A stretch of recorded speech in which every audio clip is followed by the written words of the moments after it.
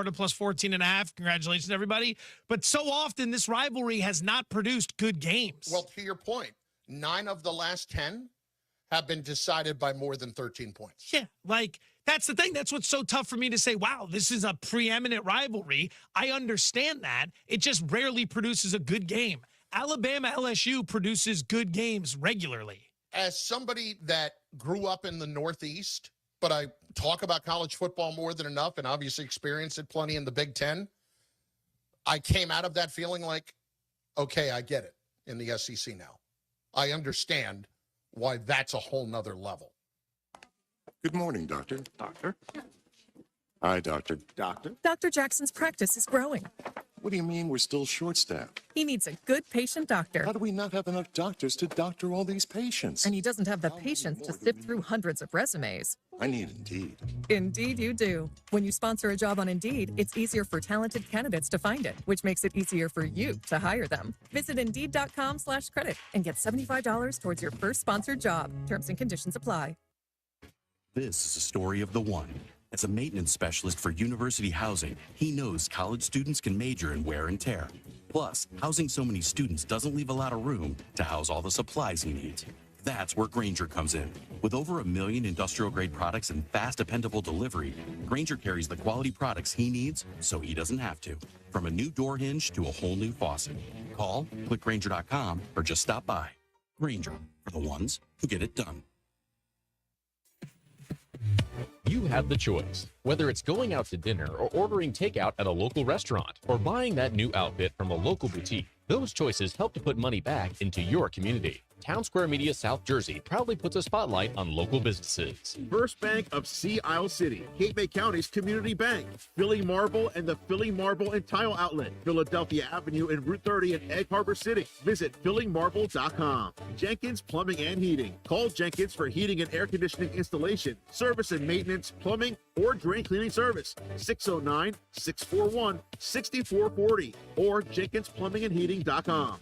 Dr. Lyle M. Back. For everything from skincare to cosmetic surgery, go to ilovelylback.com. And J&M Elite Contractors Roofing and Siding. Check out their great reviews at jmelitecontractors.com. Thank you for supporting your local businesses from Town Square Media South Jersey. For 75 years, Jenkins Plumbing, Heating, and Air Conditioning has been the name you trust, where one call does it all. Jenkins expert technicians have been delivering top-notch service to local homeowners. Renovating your kitchen or bath? Call Jenkins. Need a new heating or air conditioning system, service or maintenance, or even ductless air conditioning? Jenkins has you covered. They also specialize in water heaters, boilers, oil service, plumbing and drain cleaning, water line, and sewer main repairs or replacements. Call 609-641-6262 or visit jenkinsandsons.com today. Paul's new drone startup just lost its most genius computer scientist. We just lost our best genius to some new genius who's got a genius new idea. I'm going to have to find a new genius or two half geniuses and fast. He needs a computer scientist that can keep his startup from falling down. I need Indeed. Indeed you do. When you sponsor a job on Indeed, it's easier for talented candidates to find it, which makes it easier for you to hire them. Visit Indeed.com/credit and get $75 towards your first sponsored job. Terms and conditions apply. Tune in to the Bet365 Play of the Day during the Sports Bash with me, Mike Gill, every weekday afternoon at 5:45 on 97.3 ESPN. Made possible by Bet365. Whatever the moment, it's never ordinary at Bet365. I'm still going for it, even with higher stroke risk from atrial fibrillation, an irregular heartbeat not caused by a heart valve problem. Over a 3-year study, Eliquis apixaban tablets reduced stroke risk better than warfarin, and over 97% of Eliquis patients did not experience a stroke. A first stroke occurred in 2.9% of warfarin patients versus 2.3% of Eliquis patients. Don't stop taking prescription Eliquis without asking your doctor. It may increase your stroke risk. Eliquis can cause serious and in rare cases fatal bleeding. Don't take Eliquis if you have an artificial heart valve, abnormal bleeding, or antiphospholipid syndrome. While taking, you may bruise more easily or take longer for bleeding to stop. A spinal injection while on Eliquis increases risk of blood clots, which may cause paralysis, the inability to move. Get medical help right away for unexpected bleeding, unusual bruising, or tingling, numbness, or muscle weakness. Medications such as aspirin products, NSAIDs, SSRIs, SNRIs, and blood thinners may increase bleeding risk. Tell your doctor about all planned medical or dental procedures. Learn more at Eliquis.com or call 1-855-ELIQUIS. Nissan. If you're currently stuck in a loan or lease, AJ the Trade Man can get you released. Matt Black Nissan.com. It's on at Matt Black Nissan on the Black Horse Pike. Egg Harbor Township. Home of the Sports Bash with Mike Gill, 97.3 ESPN. Sounds great, guys. WENJ, WENJ HD, Millville, Atlantic City. Isn't it about time for somebody's favorite radio program? Yeah. 97.3 ESPN presents the Sports Bash with Mike Gill. When I'm driving, I got a guy on the radio who talks to me. I can't see him, but he talks to me. Now, live from inside the Ocean Casino Resort Studio, here's Mike Gill. Lawrence, back.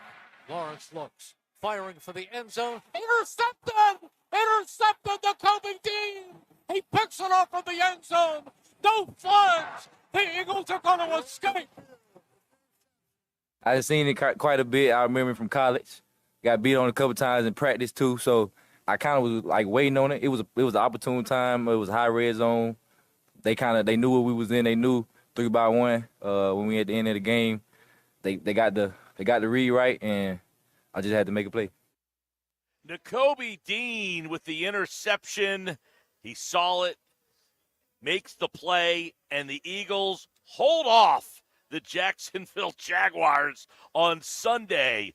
The Sports Bash is live at the Fanatics Sportsbook at the Gallery Bar Book and Games here at Ocean Casino Resort in Atlantic City on a Monday. What a weekend it was. What a day, man. Holy mackerel. 22-0. The Eagles are up at halftime.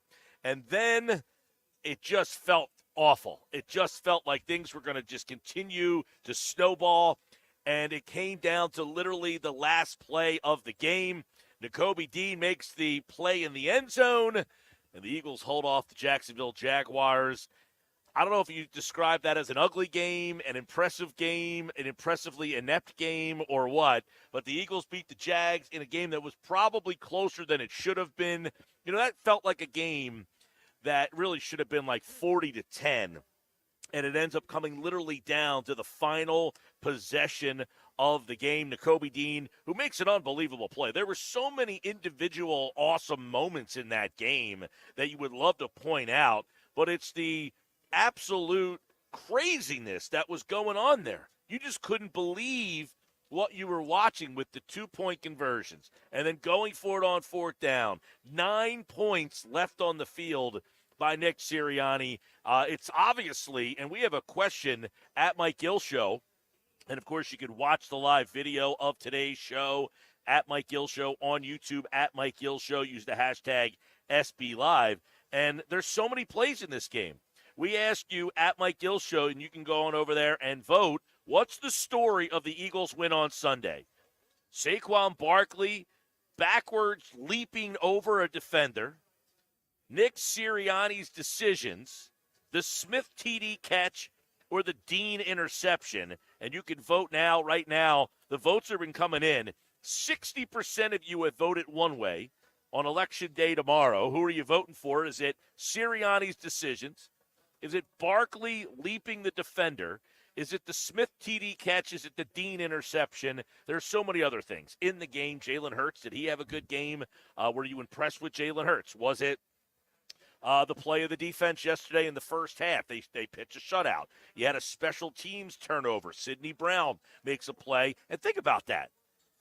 The Eagles are aided early in the game on a punt that is muffed and fumbled by Jacksonville. They end up recovering and scoring. They end the drought of not scoring in the first quarter. They get points there. They got some big plays late in the game. They got an interception by Zach Bond. They got an interception by Nakobe Dean. They got a couple of sacks by Josh Sweat. So what stands out about this game, I feel like it comes back to the decision-making by Nick Sirianni. I mean, people are going nuts about the decision-making. Is it an irrational decision on the decision-making, or is it legitimate beef with the way the head coach managed that game yesterday? 609-403-0973, 609-403-0973. Let us know what you thought. And obviously, listen, I don't think anybody is out of bounds in talking about Sirianni. Now, you might be really, really in the weeds and say, well, let's take a look at it again. I will say this.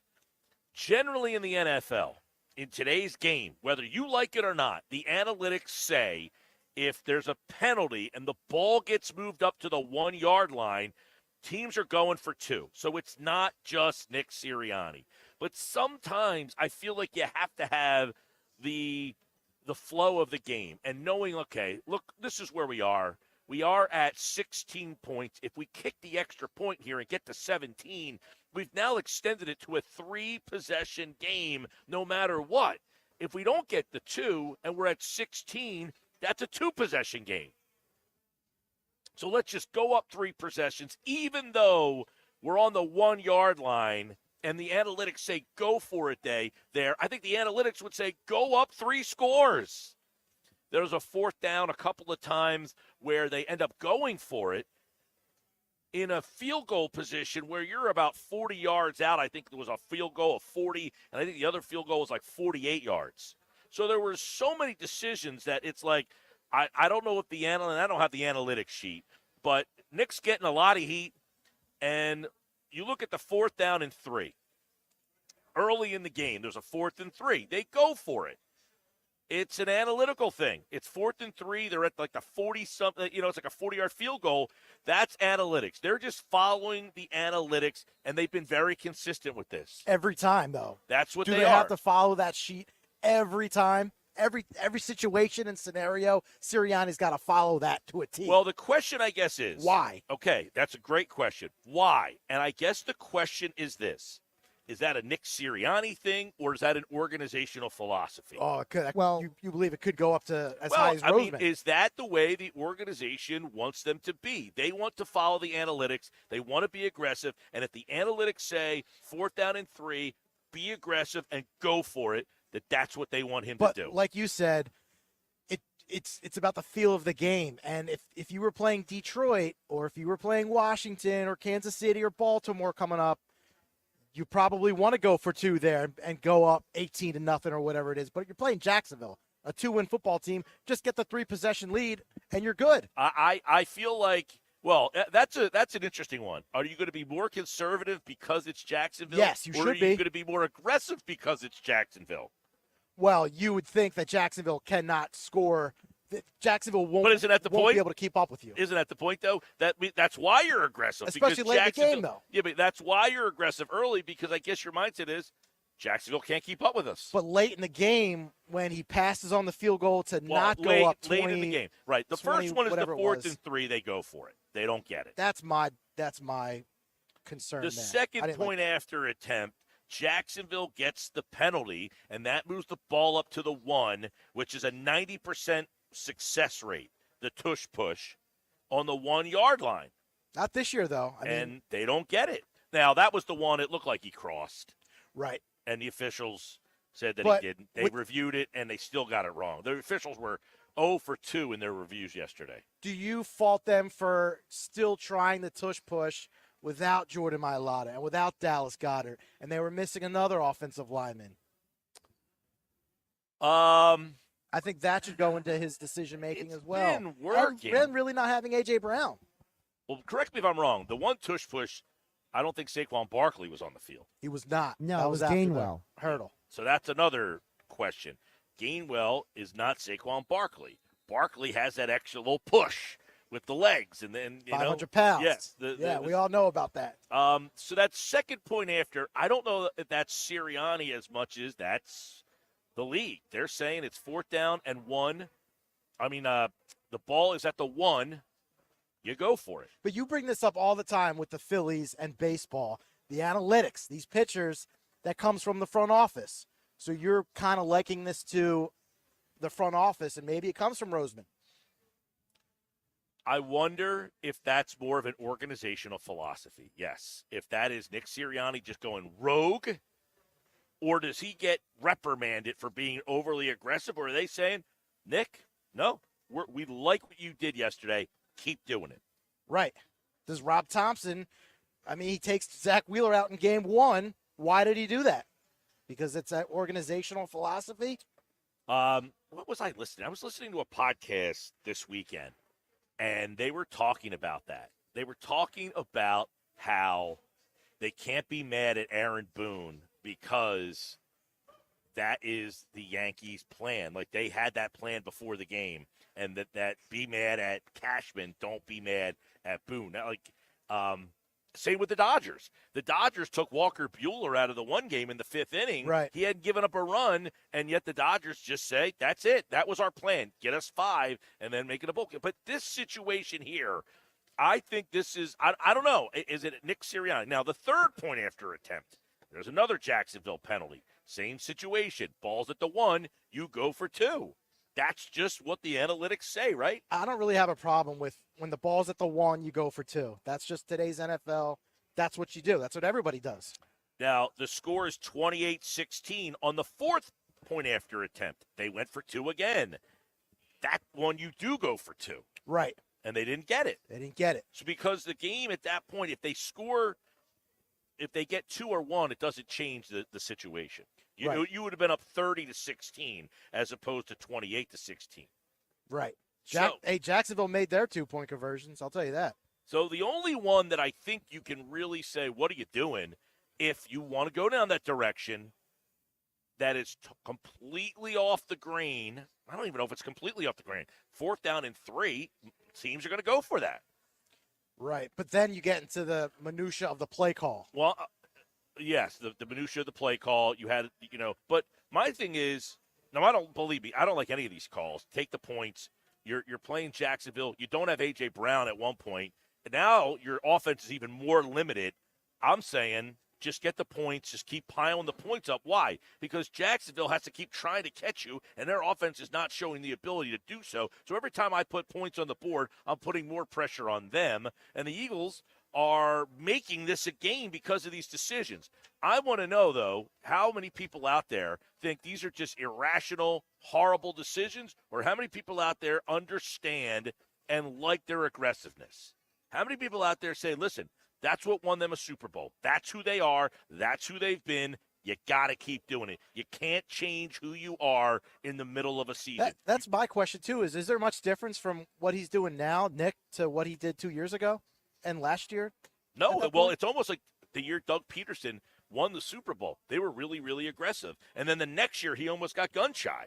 Remember? Yeah. I mean, he was not nearly as aggressive that second year, and it kind of hurt the team at times. You were like, man, where's this gunslinging, Doug Peterson? And you didn't really see it in 2018, but they made all those aggressive decisions. And I think that's where this organization, I think the Eagles organization wants them to be aggressive. Now, did Sirianni take it too far?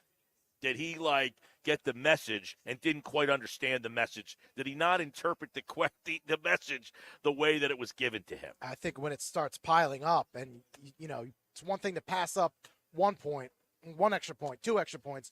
Then you start passing up on field goals. Then it starts getting to 8 points left on the board, 9 points left on the board. But how much, though? We're sitting in the Fanatic Sportsbook. How much is the craziness and the reaction based on sports bettors?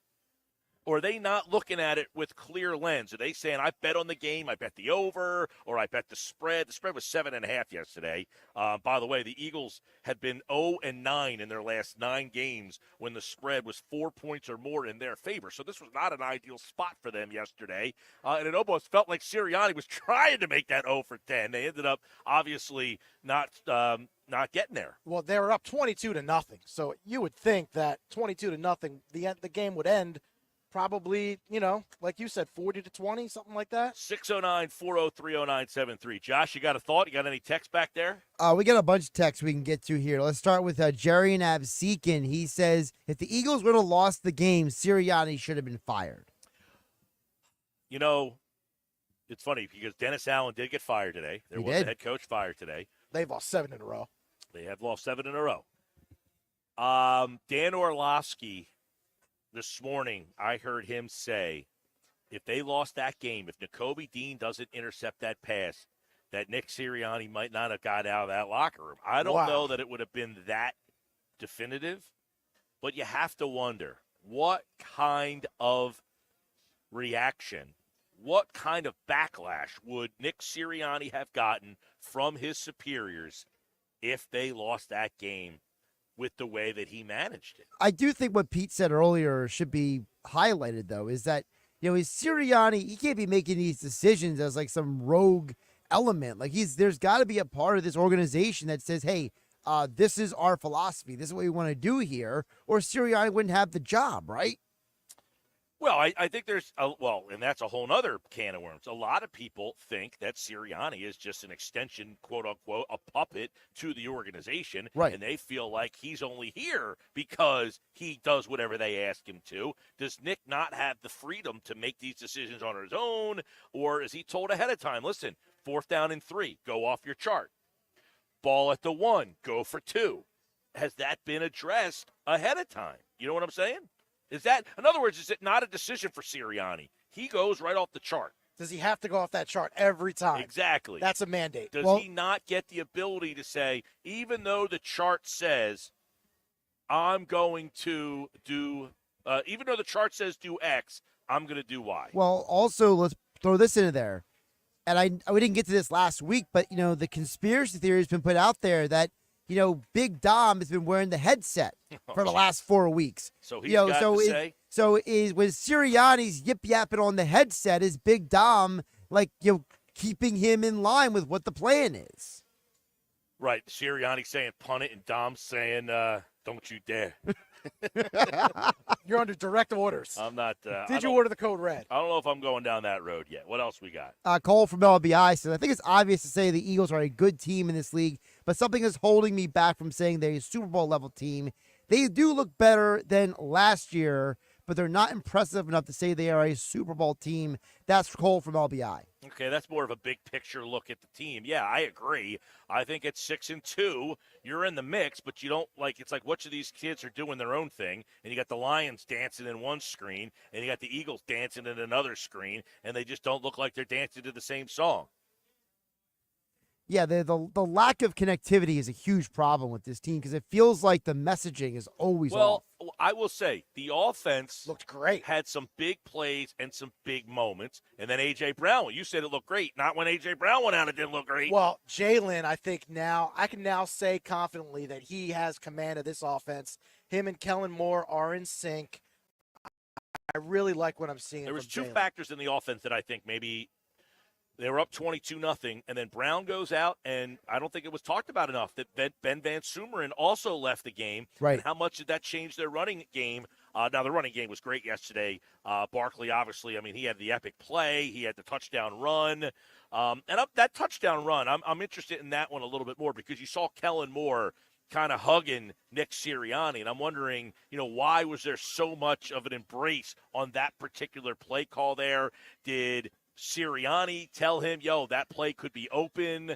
Did they have something where was that Kellen Moore saying, I told you that would work? I told you? I don't know. Maybe? That's what I'm wondering. Did anybody else see that? Kellen Moore came over and kind of hugged. Yeah, he was Sirianni jumping all over Sirianni after that play. He was, and I'm wondering if that was Sirianni telling him, hey, this play's going to be open, or was that Moore saying, hey, Nick, I think I see something here. We're going to get one here. We're going to get 6. I guarantee it. And him, I don't know, because Sirianni's listen, the offense, 22-0.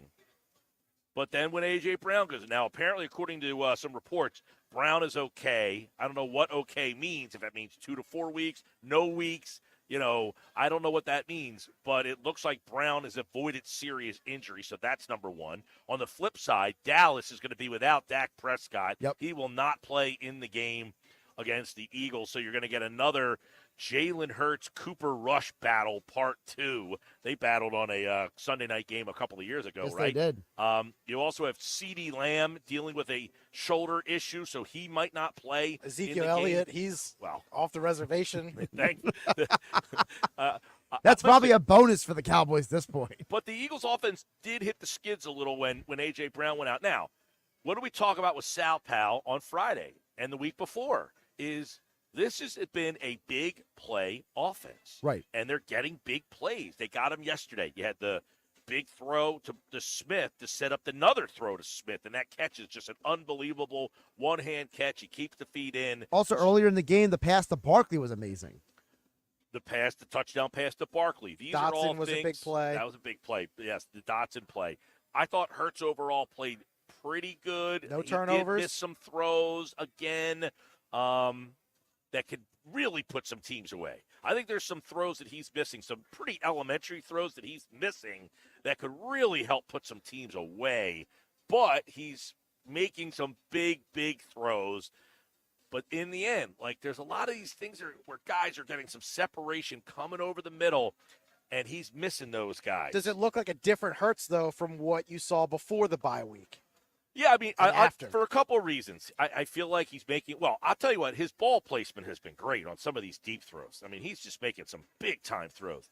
He's also running better. He looks like he's got a little bit more giddy up. That he had that rushing touchdown. He had Not that. the push. It was a nice rushing touchdown. He's got some runs where he gets out of the pocket. He had a first down run where he gets some and then more. He looks more decisive. Yeah, but I don't know, because I'll tell you what, one of the things that the Eagles are doing to help Hurts out, I think, is they're protecting more. And this has been the last couple of weeks. They're leaving more guys in to protect, so they're getting 6 and 7 guys protecting, which means the pass rush is not coming, and it's allowing him to do what I think he feels comfortable with. Hold the ball longer, survey the field, and kind of lock. Like the touchdown pass that he throws to Smith. He does a great job on that by not staring Smith down. Right, he looks off the safety. The safety gets locked, and then he gets the one-on-one coverage that he wants and dimes one right in there. But that's only allowed to happen because of the protection he gets up front. Right. You know, he gets such great protection up front that he's allowed to sit back there. He looks left. He freezes that safety on the right-hand side, and then Smith gets behind his guy, and I'll take Smith in a one-on-one, bang. What else we got on the text board?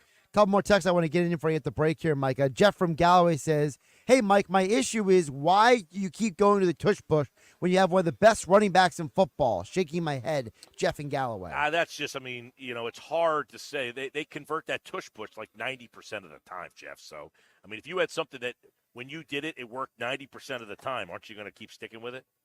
You would think. But my pushback on that would be, is it working because it actually is a consistent play that's working, or are we still going off of what happened in the past years? It's worked this year. It's not like it's not working this year. They're scoring on it. It hasn't been as consistent, though, right. I feel like, right? I don't know what the numbers are. I would have to see, is it only 50% of the time? No, if you're telling me it's only 50, 60, what's the number? What's the percentage that you're saying, well, if it's only 70%, you do something that works 70% of the time, and I would have to think it's in the 70 percentile that play works. So I get it. Like, you have Saquon Barkley, give it to him, but you have a play that works, I'm saying on the low end, probably 70%. It used to be automatic. Now it's not so automatic. So maybe you do have to vary it up a little bit. And they are. They have showed some variations of the play. Right. They went offside yesterday. Yeah, they had the one yesterday where they looked like they were going to go there, and they went, and that was the one they ended up taking the penalty and then so according to Jeff Kerr, he says that in 2023, tush push converted 88% of the time. In 2024, it's 82%. All right, so you get something that works, Jeff. Jeff, if you do something that works 82% of the time, are you going to do something different? It's like playing the over or under here. Just play the over every game and see where you end up. Well, if I told you that the over hits 82% of the time, Jeff, aren't you betting the over? I'm betting the over every time right at that window. So, Jeff, it sounds like you're, I don't know. It just sounds like you want to throw something out there just to say go against the grain. But I'm sorry, I can't get on board. You're telling me the play works 82% of the time. I'm going to do it. Let's squeeze in one more text, Mike, here. Phil chimes in and says, Mike, it was a nice win, but you got to rip Sirianni. They gave away 9 points. Egregious not going for a field goal late, knowing AJ wasn't returning, as they would have been up 2 scores. What's he thinking managing this game at that particular point? Forget the analytics here. That's from Phil. Well, Phil, I would agree with you. If you're telling me, but you just said it, forget the analytics here. I'm saying if he has to go by the analytics because it's an organizational philosophy, he might be his hands might be tied there. if he's allowed to do whatever he wants to do, then you got to say, come on, man, you got to take the points. There's games this year that you need to learn from your mistakes that you didn't take points. And that's where I say, fine, they won this game in spite of him, but did you learn from your mistakes? And the answer seems to be no, because now he answered the question, and you're going to hear that coming up next here on the Sports Bash on Sirianni on staying aggressive in his decision-making. You'll hear that, plus he'll talk today at 3:30. We'll have that for you on the Sports Bash. Mike McGarry from the Press of Atlantic City. So, is he aggressive because he's aggressive, or is he aggressive because that's what the organization wants? Either way, the coach cannot get in the way of a win, and that's what happened yesterday. Mike McGarry from the Press of Atlantic City on that. Plus, Joel Embiid got into it with a reporter on Saturday. Well, he will not play in the game tonight, but Paul George will. But when will we see Embiid, and how will the NBA handle this? They're investigating the shove. Jason Kelsey with a spike, and he didn't even score a touchdown. More on that coming up later on the Sports Bash Live on 97.3 ESPN, the 97.3 ESPN free mobile app, and streaming live video on the X platform and YouTube. At Mike Gill Show, use the hashtag SBLive. You're listening to the Sports Bash with Mike Gill on 97.3 ESPN and the 97.3 ESPN free mobile app. Go to get your game on at the Gallery Bar Book and Games at Ocean Casino Resort. Cheers your favorite drinks while cheering on your favorite team. Get in on the parlay while in the middle of a party. Go for the sports scene and go for the endless screams. Go to the Gallery. Go to the Fanatics Sportsbook. Go for the win at Ocean Casino Resort. For more information, visit theoceanac.com. Must be 21 or older to wager or consume alcohol. Gambling problem? Call 1-800-GAMBLER. Shop Dell Technologies' early holiday savings event for their lowest prices of the year. The future is on sale today with limited time deals on select PCs like the XPS 16 that accelerate AI with Intel Core Ultra processors. Early holiday savings is their biggest sale of the year and the best time to upgrade, but it's only here for a limited time. Shop now at Dell.com/deals. That's Dell.com/deals. Oh no, stomach issues again? Stomach issues? Who are you? Your pancreas. I could be the real reason for your diarrhea, gas, bloating, stomach pain, or loose oily stools. I thought it was my stomach. People often do, but any of these symptoms could mean having a condition called exocrine pancreatic insufficiency, or EPI. With EPI, the pancreas doesn't release enough enzymes to break down food, but EPI is manageable. Use the symptom checker on identifyepi.com and speak with your doctor. That's identifyepi.com. Sponsored by AbbVie. Hi, I'm Dan Tracy. I'm a workers' compensation attorney. At Goldenberg Mackler, we've handled thousands of workers' compensation claims over the years. Our experienced attorneys understand the law and will fight to get you the benefits that you deserve. When injured at work, make the right call to Goldenberg Mackler. Call us at 609-344-7131. That's 609-344-7131. Or visit us online at gmslaw.com. Still getting around to that fix on your car? You got this. On eBay, you'll find millions of parts, guaranteed to fit. Doesn't matter if it's a major engine repair or your first time swapping your windshield wipers. eBay has that part you need, ready to click perfectly into place. For changes big and small, loud or quiet. Find all the parts you need at prices you'll love, guaranteed to fit every time. You already know that. eBay. Things, people, love. Eligible items only. Exclusions apply. Life can be tough, and sometimes it's hard to find someone who will listen. But we want you to know there's always someone you can turn to, day or night. The 988 Suicide and Crisis Lifeline is completely confidential and here for you 24/7 every day of the year. You don't have to struggle alone. Call 988 and let us help.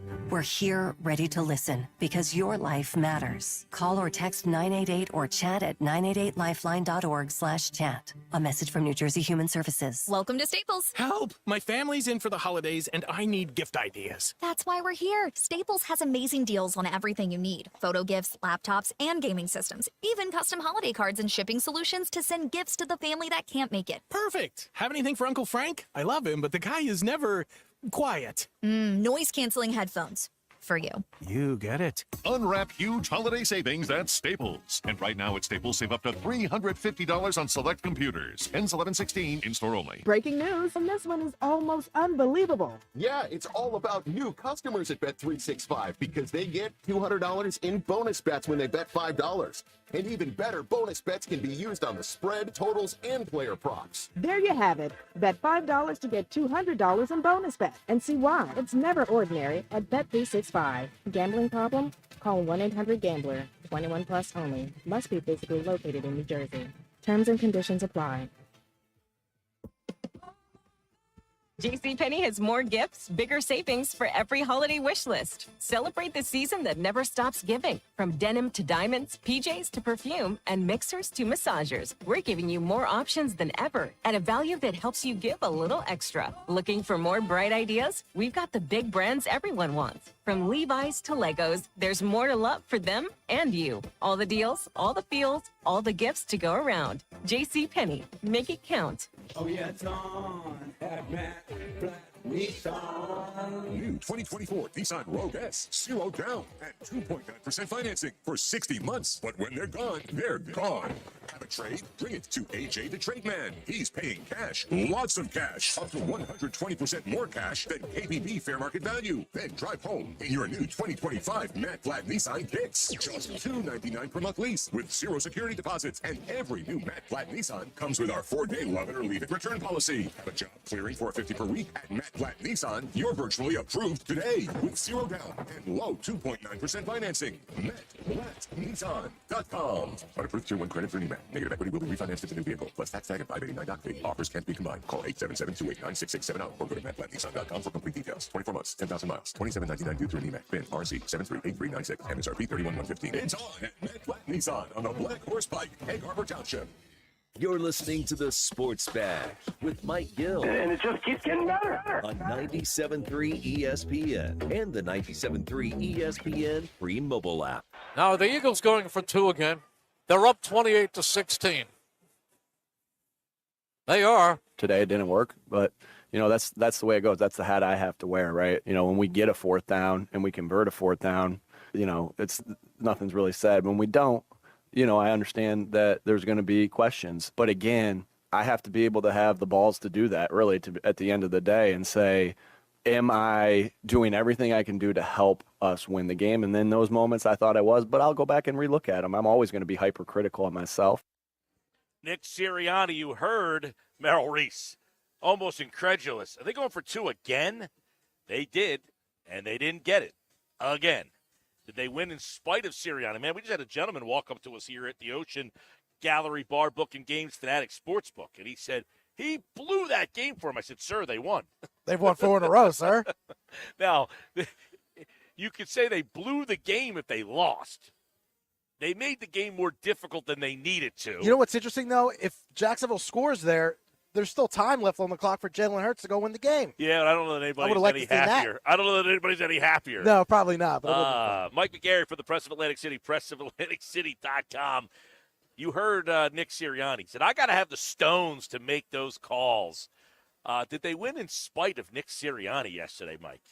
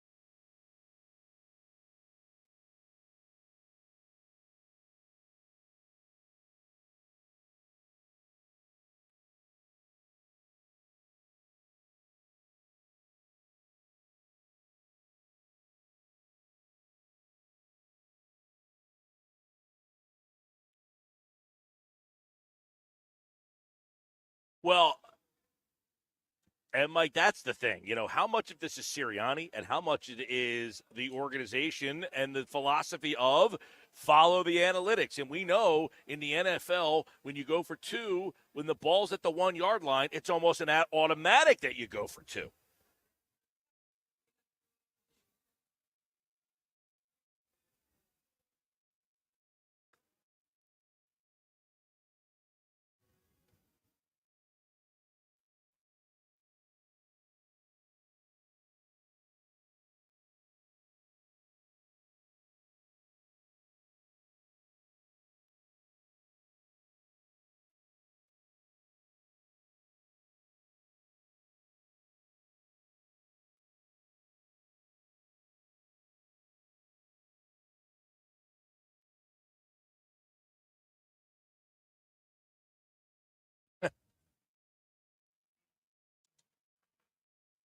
Well, right. And I mean, look, the 4th down and 3 early in the game, you talk about it. You got a great kicker. You know, I feel like, right. And I feel like, though, this is like, I was talking to the guy here. I said, listen, I coach youth baseball, right? I'm playing a game. Once I see the team go through the lineup once or twice, you get a feel of like, all right, this team can't score 5 or 7 runs, and you can manage that game differently. I get more kids playing time. I stop stealing bases. Why? Well, I could see the team is not going to score 5 or 7 runs against us. So the Eagles in that moment, it's like, it's 4th down and 3. I know the analytics say go for it, but I can kick a 40-yard field goal and just keep adding some points on here because this team can't score enough points. So if we keep adding points, they're going to be chasing all day. That's where I feel like the analytics gets lost because they don't know the opponent.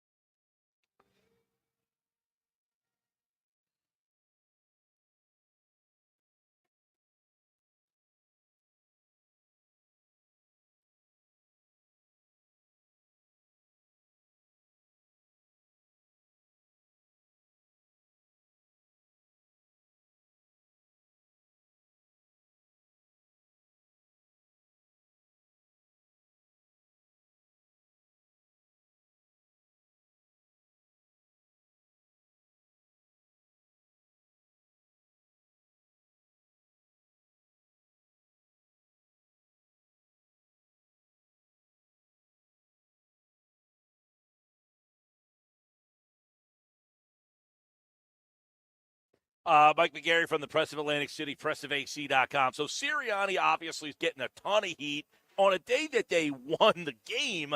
And there's a lot that happens in this game. Obviously, I want to get your thoughts on where this offense is. I know A.J. Brown is out, but it looks like he avoided injury, a major injury. Where this offense has kind of like gotten to over the last couple of weeks.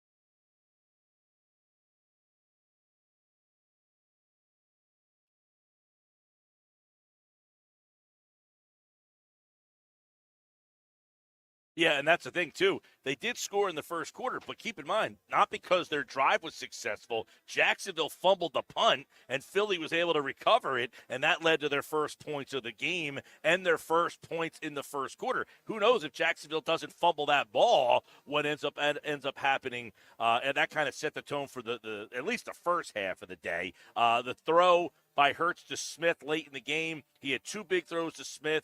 That kind of, those we were talking about this Friday with Sal Palantonio, Mike, is that this offense is so dependent on these big plays.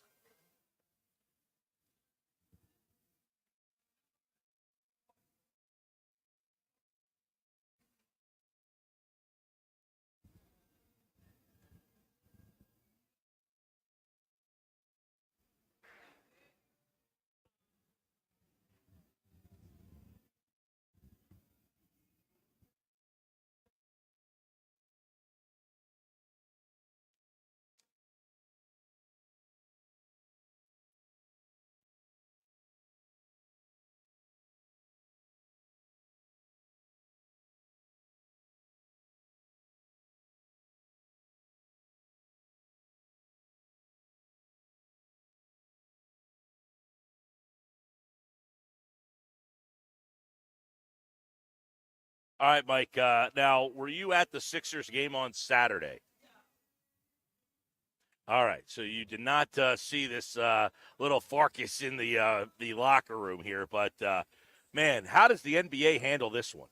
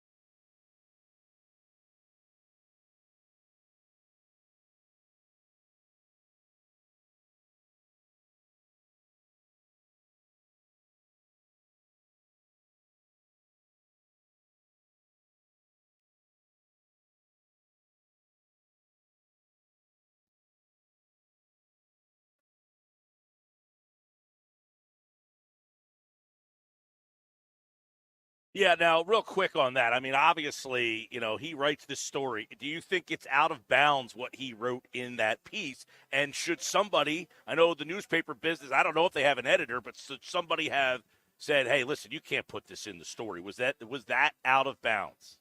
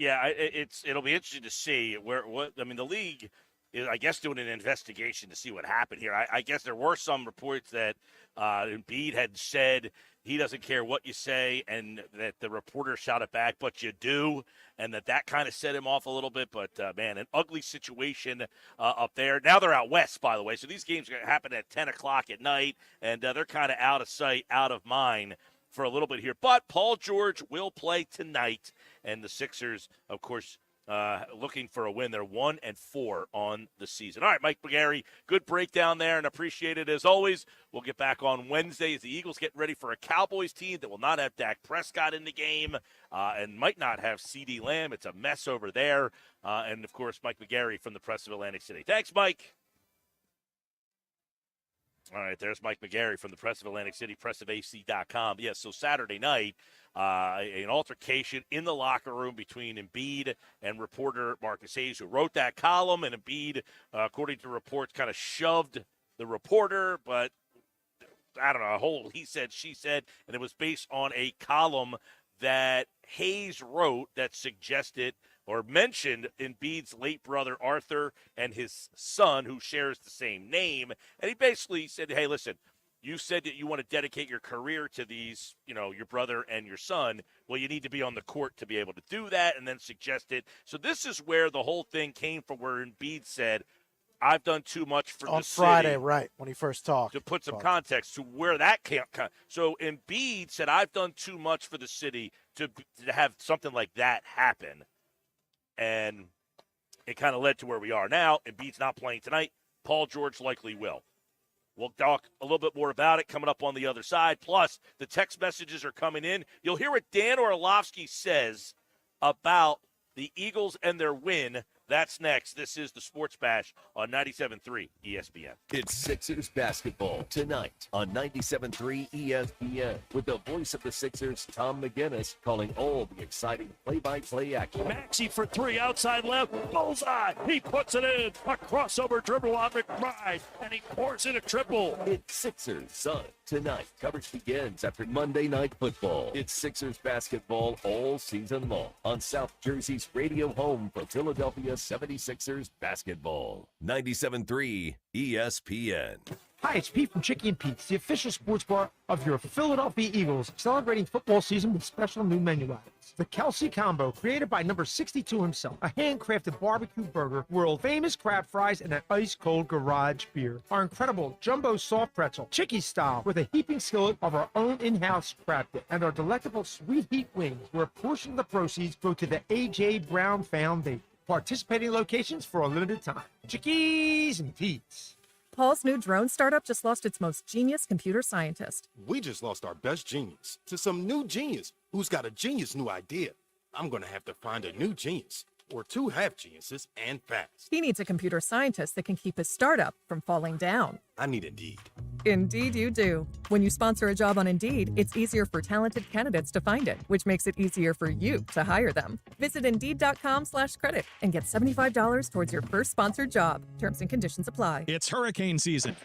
Are you prepared? Don't get left in the dark. Calvi Electric, a certified Generac dealer, has you covered. From installation to maintenance, they're your go-to experts for Generac generators, ensuring your home stays powered through any storm. A Generac home standby generator will automatically restore power to your home during an outage, so your life goes on uninterrupted. Put your trust in Calvi Electric, the premier electrical contractor serving South Jersey for over 115 years. Visit calvielectric.com today or call 609-345-0151. Attention! If you owe money to the IRS, this is an urgent message. The IRS is cracking down by sending out heart-stopping letters, aggressively garnishing paychecks, seizing bank accounts, and putting liens on homes and businesses. They call it enforced compliance, and you better watch out because penalties and interest on unpaid taxes compound daily, making it seem impossible to ever get out of debt. Don't let the tax debt destroy your life. You need to call Optima Tax Relief, the #1 tax resolution firm. They're experts in the Fresh Start Initiative, one of the biggest breaks that the IRS has ever offered. If you qualify, you could save thousands. Optima's resolved over $1 billion of tax debt for their clients. A+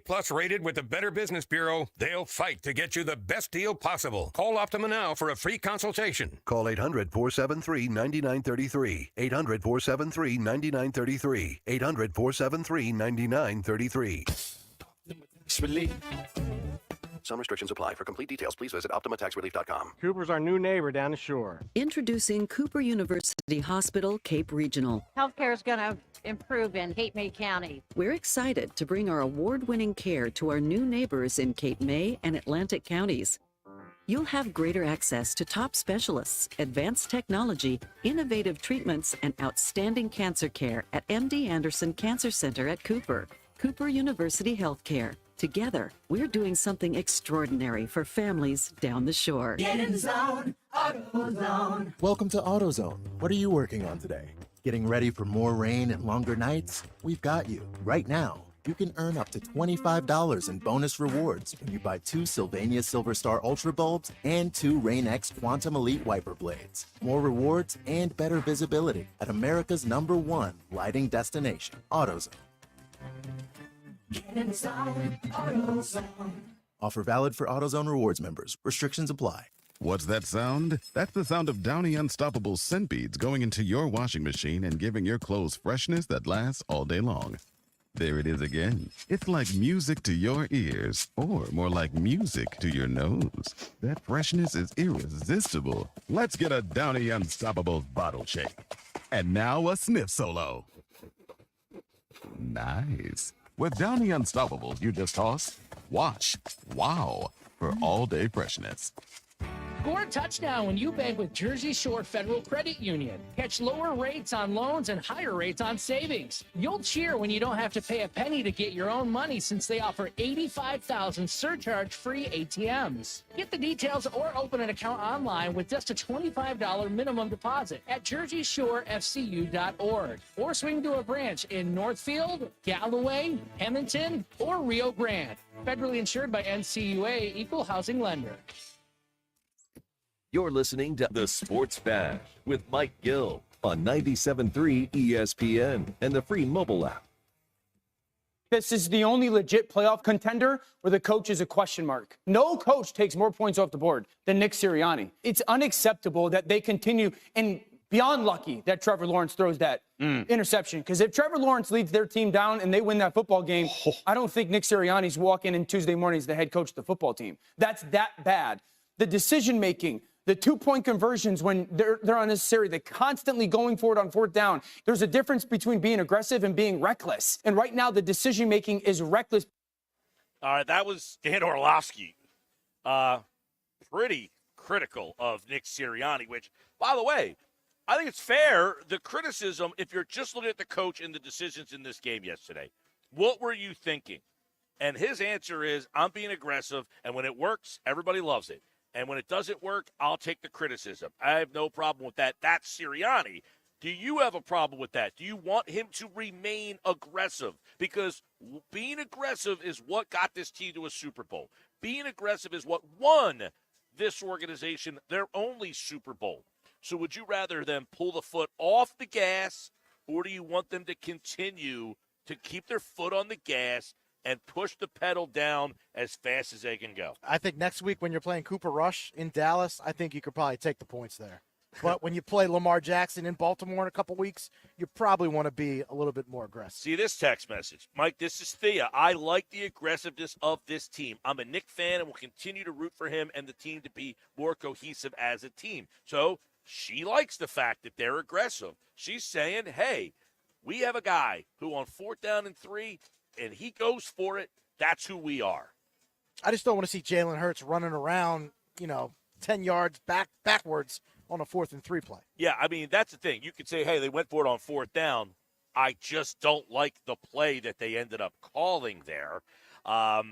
Mike Clarence from Delaware, with all the big plays, the one that stood out for me was the Saquon pick up the blitz that gave Jalen the open lane for like 15 yards or so. Yeah, that's another play. There's some little moments like that in the game. All right, coming up next, we're going to have Grayson's grades. Scott Grayson will grade the team, including Nick Sirianni's performance.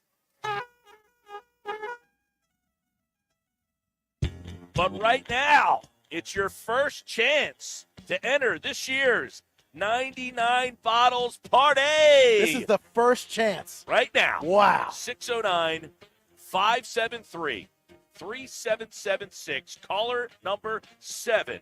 You are entered for this year's 99 Growlers party. Yes, the Growlers are coming out because we're going to be live at Mud Hen in Wildwood the day before Thanksgiving.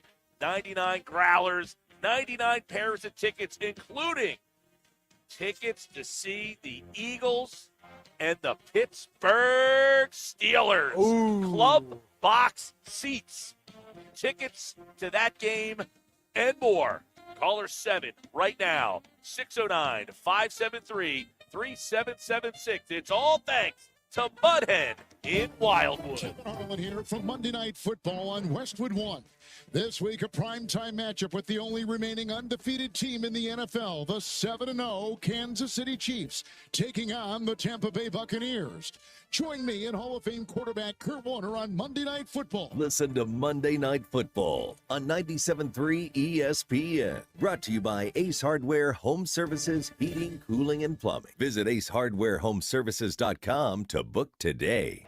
It's the time of year for killer deals. You've had your eye on some hot new wheels. We want to pay off your loan or lease and tell your old car to rust in peace. Get your Matt Black Kia today. Buried in a loan or lease? Matt Black Kia wants to get you released and treat yourself to 0 down, 0 payments until next year, even 0% up to 72 months on every clearly marked new Matt Black Kia in stock. You won't need a costume to get a brand new Matt Black Kia Forte LXS under 20 grand. That's right, a brand new Kia, just $19,999 with any trade. That's less than most used vehicles. It's gotta be a Matt Black Kia. With a 24 EV9 and 6, $1388 per thousand. Not all will qualify. Credit and effect down payments. Offers can be combined. Go to MattBlackKiaNJ.com for complete details or 888-505-6670. Price includes all costs to be paid by consumer, except for licensing, registration, and taxes. Through KMF. Rebates and incentives to dealer. Expires 10/31/24. Matt Black Kia, 6211 Black Horse Pike. Egg Harbor Township. And on Route 37 in Toms River. Lowe's knows that to win the job, pros need the best prices. That's why only at Lowe's, MVP's Pro Rewards members can get a volume discount on eligible orders as low as $1,500 at the Pro Desk. That means you get the prices you need to start any job, small or large, because Lowe's knows pros. Valid in-store only. More terms and restrictions apply. Visit Lowe's.com/terms or Pro Desk for details. Go for holiday bliss. Whether naughty or nice, you are not going to want to miss this. Go for nights that shine with friends a toast so fine. Go to find Santa's place. Go to see that smiling face. Go to give the gift of cheer with the card that brings dreams near. With endless fun and things to do, it is the gift that keeps on giving too. Go for the dazzling lights. It's quite a sight. Go to Ocean Casino Resort for holiday magic of every sort. Paul's new drone startup just lost its most genius computer scientist. We just lost our best genius to some new genius who's got a genius new idea. I'm going to have to find a new genius or 2 half geniuses and fast. He needs a computer scientist that can keep his startup from falling down. I need Indeed.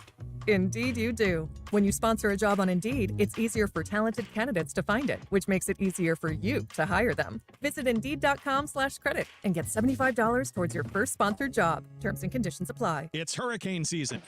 Are you prepared? Don't get left in the dark. Calvi Electric, a certified Generac dealer, has you covered. From installation to maintenance, they're your go-to experts for Generac generators, ensuring your home stays powered through any storm. A Generac home standby generator will automatically restore power to your home during an outage, so your life goes on uninterrupted. Put your trust in Calvi Electric, the premier electrical contractor serving South Jersey for over 115 years. Visit calvielectric.com today or call 609-345-0151.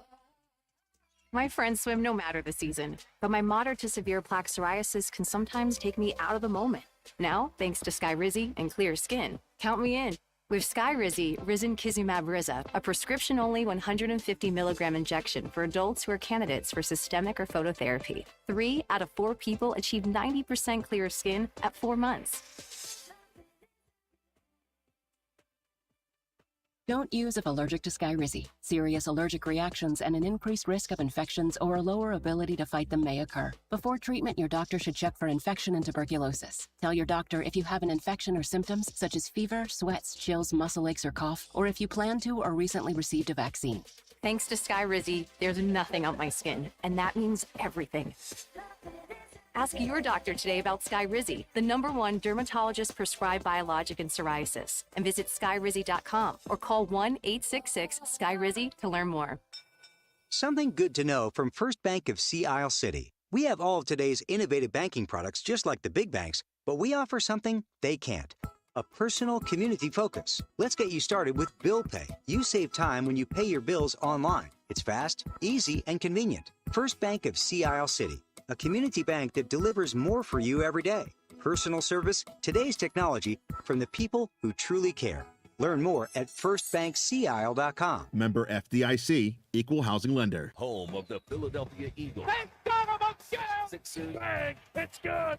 Ball game! And Flyers. Tipped in front of the net! 97.3 ESPN. WENJ. WENJ HD. Millville, Atlantic City. A Town Square media station serving all of South Jersey. This is the Sports Bash with Mike Gill on 97.3 ESPN and the 97.3 ESPN free mobile app. Now live from inside the Ocean Casino Resort Studio, here's Mike Gill. There's no satisfaction in anything. I'm not satisfied by anything. We had some great moments out there today, but there's more for us to do. And so, don't be a fool and not learn from your mistakes. Let's learn from them and be intentional about that and give your best and put your best foot forward to continue to progress and win. Don't be a fool and don't learn from your mistakes. Is that little shot at Sirianni? I think there was a couple times where Jalen Hurts stopped himself short and said, "Yeah, let me say something else here." Grayson's Grades, Scott Grayson from Fox 29 and 97.3 ESPN.com. They're brought to you by GMS Law. Make the right call with 4 convenient locations to serve you online. GMSLaw.com. So that was the voice of Jalen Hurts, who had a very good game yesterday. We'll check out the grades and see where he got on the report card. But let's start really with where you sit, Scott. Now, this is listen. My opinion would be, if I was just going off the straight way that game was coached yesterday, you would say he stood in the way of his team blowing that team out, right? Yeah, I would agree with that. I mean, as you see in the grades, I was not a fan of those decisions. And no, I know a lot of people weren't.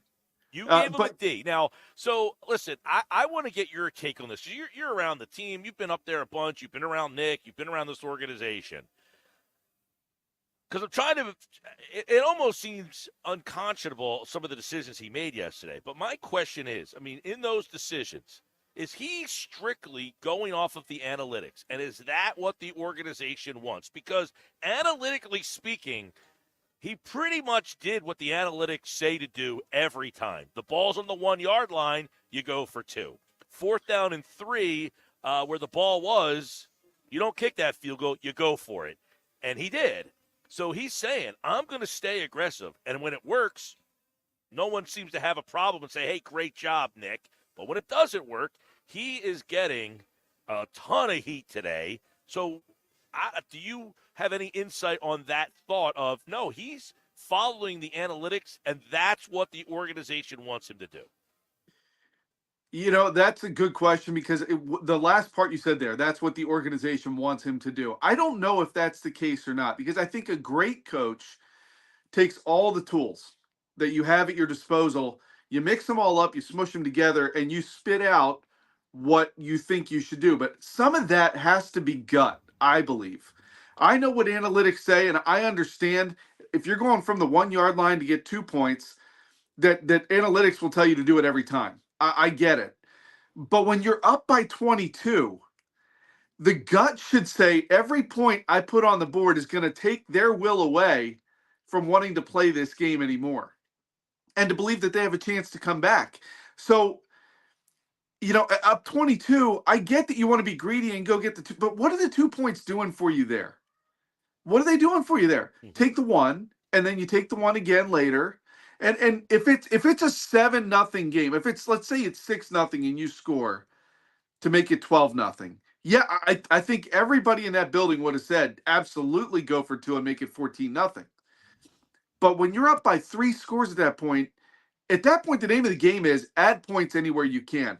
And I would even argue that those field goals should have been kicked. I don't care what the analytics say there. Kick those field goals, and don't kick. I was not in favor of kicking the one to make it an 8-point game. Right. I was all about, listen, man, they have no timeouts left. Make them go 90 yards. They need a touchdown. Punt it. I didn't even want them to try to go for it on 4th down there. So there's a lot of this that but this is the new NFL, and I think this is partly what we have to get our heads wrapped around, is more coaches in the league today, I think, will do and would have done what Nick did than would not. And I just think that's a state of where the league is now.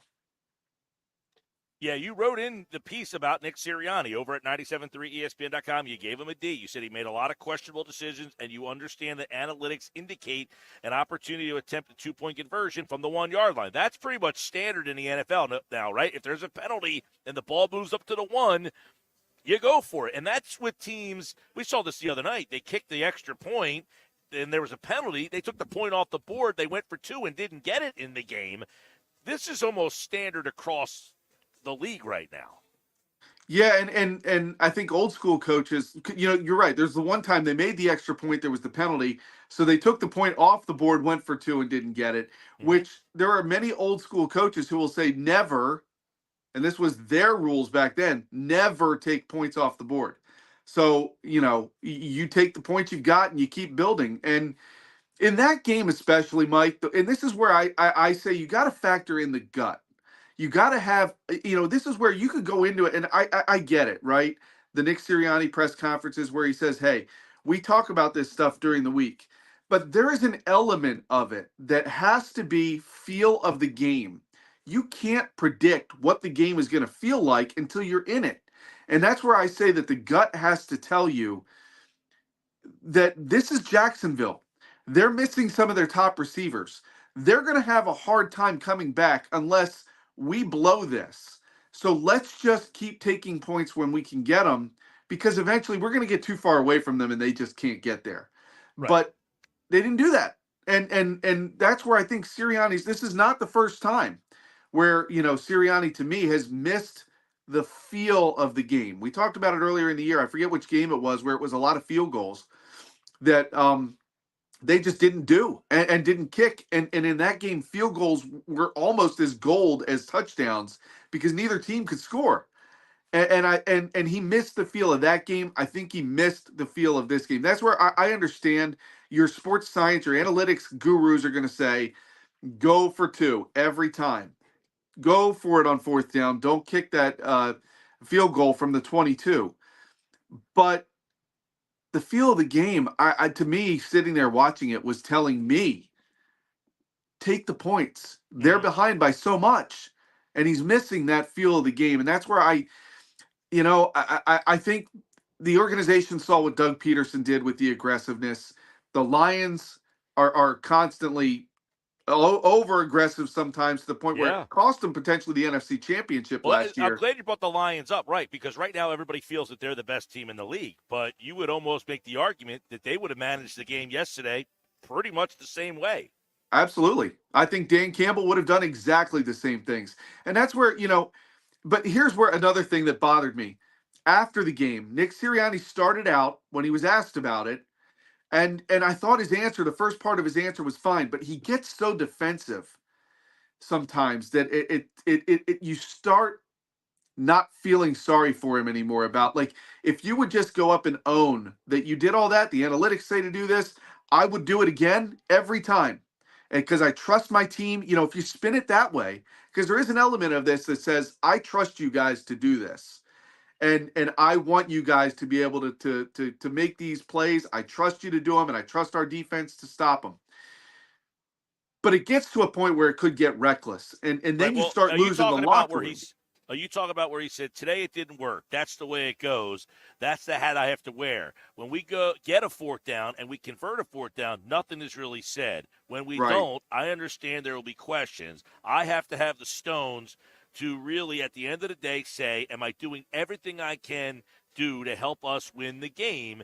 And in those moments, I thought I was. I'll go back and look at him. That's the thing, is he says I'll go back and look at him. But I'm not sure that he's learning from being aggressive a couple games ago and it almost backfired on him. And that's why I wonder, is this like them saying, no, whatever that chart says, do it?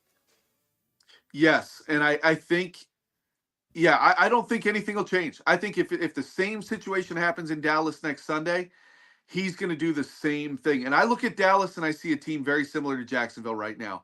You have a chance to put a knockout punch on these guys. Anytime you can put points on the board against them next week, you do it. And you put distance between you and them, and you just get to the finish line first. It's just, but he's not going to change. And I think we can talk about it all we want. We can complain about it.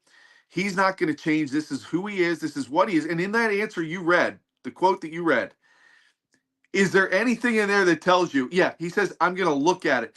No, you're not going to waste time looking at this, because in your mind, this is what you believe is right. He says, I'm going to do what I think is right for this football team. He thinks it is right.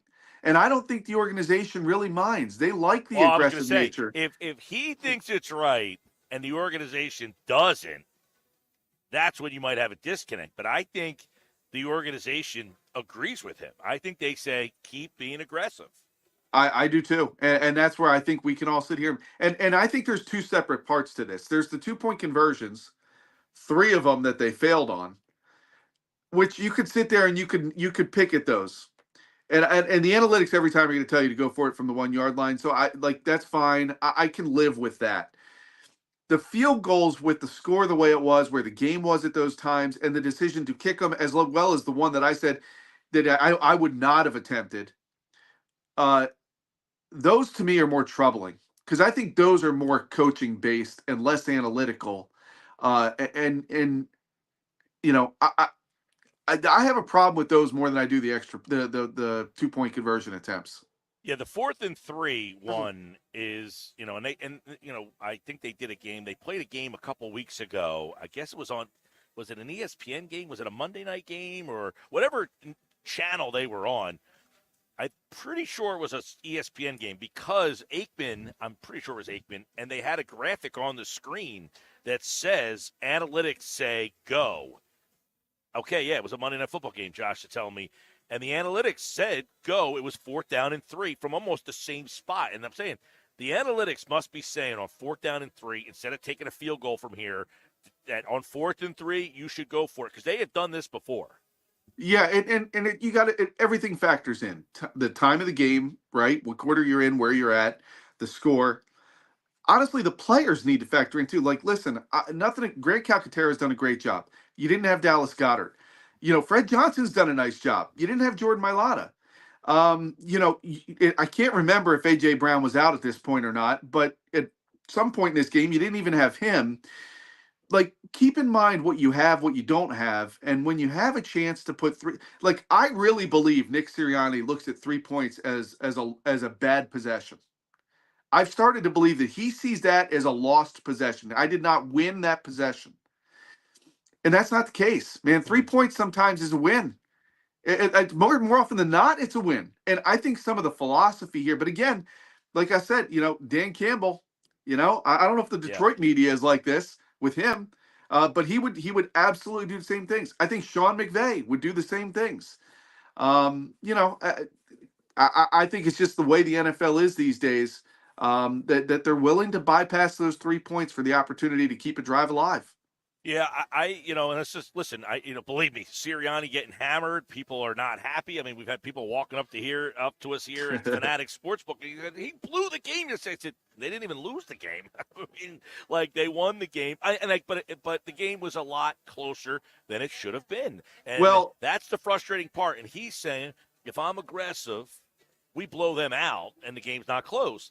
But by not being aggressive, you made the game. I mean, it's almost like what comes first, the chicken or the egg here. Right. You're catch-22. It sure is. And I think, because of all of that, I think one of the things that's lost in this that I'm really hoping to hear more about as the week goes on from the league, at least some clarification. The Saquon Barkley fumble that I think in the announcer deal, even the rules guys on the broadcast said was not a fumble. that was if the Eagles lost that game, Yeah. we're sitting here, we're grilling Sirianni, and I think rightfully so. Not only that play, I mean, the 1-2 point conversion, it looked pretty clear that Jalen Hurts was in. Right. And then they say, no, he wasn't in, but the fumble, I mean, that changes the dynamic of the whole game. And it's funny because Barkley has had, Barkley's been amazing, obviously, but he's got 2 plays that almost have been the plays of the year, is the drop pass on 4th down. And if that fumble would have cost him yesterday, that would have been 2 key plays that he was a part of that have cost them. Yes, and and that is something you have to keep an eye on. And but I looked at that when it happened, and that was a turning point. I mean, it gave the Jaguars 14 points within 14 seconds, I believe they were apart. And we're grilling Sirianni, and that's fine. And I think it's rightfully so. I think that there's that moment though kind of struck me as like, if the Eagles went on to lose that game, I gotta believe they're up in arms with the league over what happened here and why did replay not correct it?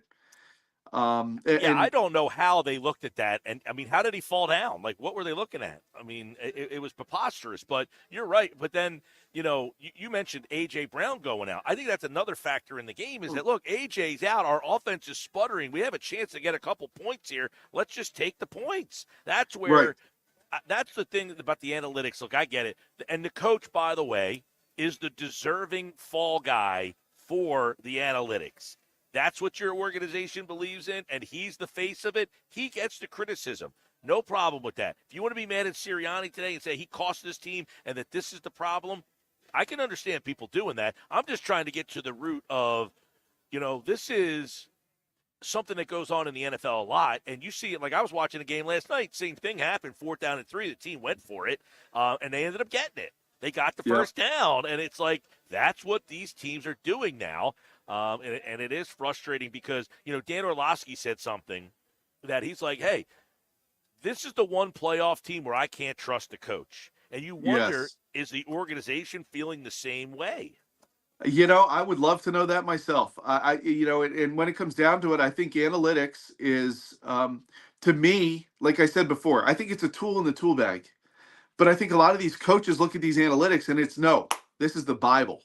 This is what we will follow. This will tell us everything to get us to the promised land, right?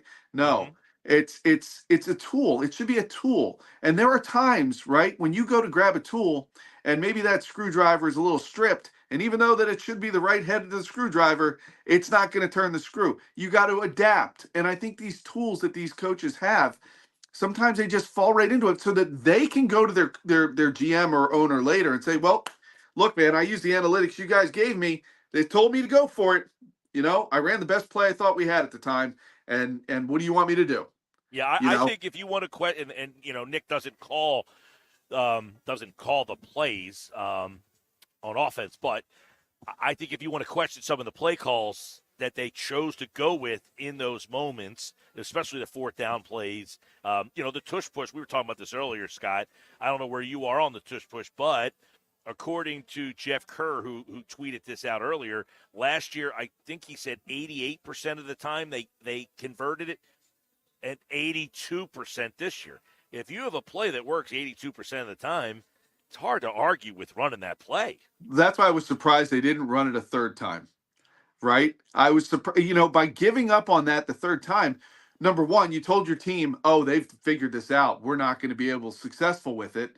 We're not going to do it anymore, right? You've told your team, we don't trust you guys to run it and get that point across, as opposed to saying, you know what, congratulations, you stopped us twice.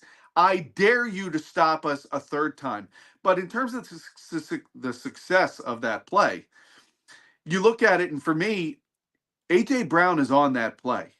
When he's not in the game, I looked at the lineup they had one time to run that, and the guys that were pushing were not, your Dallas Goedert is in that play. He's not in there. Your A.J. Brown's on it. You're missing some of that muscle in the back of that push, and I think it's affecting the play. All right, let's get a couple others. We have a poll up at Mike Gill Show. You can vote, and so far people are voting. What's the story of the win? 58% have Sirianni's decisions. I mean, you won a game, and the decision-making is what people think is the story of the game. Barkley leaping over the defender, that was the number 2. The Smith TD catch, number 3, and Dean's interception is number 4. But I almost look at Dean and that interception and put that into the big picture. Sirianni said something yesterday that stands out. He goes, you haven't asked me a question about our defense yet. You had the interception with Bond. You had the interception from Dean. You had a couple pressures, late, big pressures, Josh Sweat. So Vic Fangio's defense, you gave them a B. What did you think of Fangio? What stood out? Because they did allow Jacksonville to kind of creep back in this game. And especially on that, what was it, a fourth and 16 or something like that, or 12 or something. Well, Avonte Maddox with the pass interference penalty was brutal. That was brutal. And but overall, Mike, this defense I'm feeling more and more confident in, which is why I would punt instead of kick that field goal. That defense, if you take away that fumble recovery for a touchdown that they had off of Saquon, had only given up 16 points up to that point. And so make them go the distance. Trust your defense. On that play that Nakobe Dean picked off, if you go back and look at it, Brandon Graham deserves credit because he was not able to get to Trevor Lawrence, but he put his arms up, which forced Lawrence to throw it just a little bit higher, and that was offline, and Nakobe Dean had the chance to make the play. Now, Sirianni put his defense in that position of having to defend the end zone. Yeah, okay, Vic Fangio, Avonte Maddox with the bad penalty didn't help, but the team, the Jaguars did go down, but they started near midfield. That's a tough spot to put that defense in. That's been playing well. Show faith and confidence in your defense, punt that ball, and let them cover the way down the field and keep the Jaguars out of the end zone. I think they would have run out of time before they got down there. But that all being said, I like what Vic's doing with this defense. Bryce Huff got hurt evidently in warm-ups yesterday, so Josh Sweat saw more playing time. I think Sweat's starting to find a little bit more of comfort in this defense. 2 sacks in the game. They're going to need him to, by the way. Yeah. Well, so when you look at it, Mike, I mean, we're getting close. We're entering trade deadline time. I believe Howie's going to make a move, and I could see edge rusher being one of the places he goes. One of the guys who's out there you can go after is Myles Garrett. It wouldn't be a bad one to get. And I look at this. If this defense needs a little bit of help, I know they were getting all those sacks. You just need a threat on the outside, a little bit more of a consistent threat on the outside to rush. Because I like the way the linebackers are playing. I really like the way these young guys are playing in the secondary. Love watching Cooper DeJean, frankly. I think the Eagles found some things here for the future that are playing really well ahead of the curve, if you will. And I think Nakobe Dean, I like the way Nakobe Dean and Zach Bond play together at linebacker. I think they're getting more comfortable with Fangio's defense. The complexity of it really seems like it's starting to really come together. And these guys are playing it better. And I just think, I think there's real potential for this defense to really help win some games like they did yesterday. All right, Scott Grayson's grades. The full report card is up over at 973ESPN.com. You can check out all the grades over there. A D for Nick Sirianni. They win yesterday. By the way, Sirianni goes to 40-19 in his career. That is the second best win percentage in the NFL. And, of course, the Eagles go to 6-2. They'll play Dallas. It looks like Dallas is going to lose Dak Prescott, but it might get Micah Parsons back for the game on Sunday. All right, Scott Grayson's grades are back next week after the Eagles-Cowboys game, and you can check him out at 973ESPN.com, and you can check Scott out over at Fox 29. Thanks, Scott. All right, no problem, Mike. Thank you. All right, good grades. Check them all out at 973ESPN.com. By the way, I want to congratulate Janet in Millville. Janet in Millville is going to be a part of this year's 99 Growlers party. 99 Growlers, 99 tickets, including a pair of tickets to see the Eagles and the Steelers, the Pittsburgh Steelers in Philadelphia. Could be a huge game for both teams.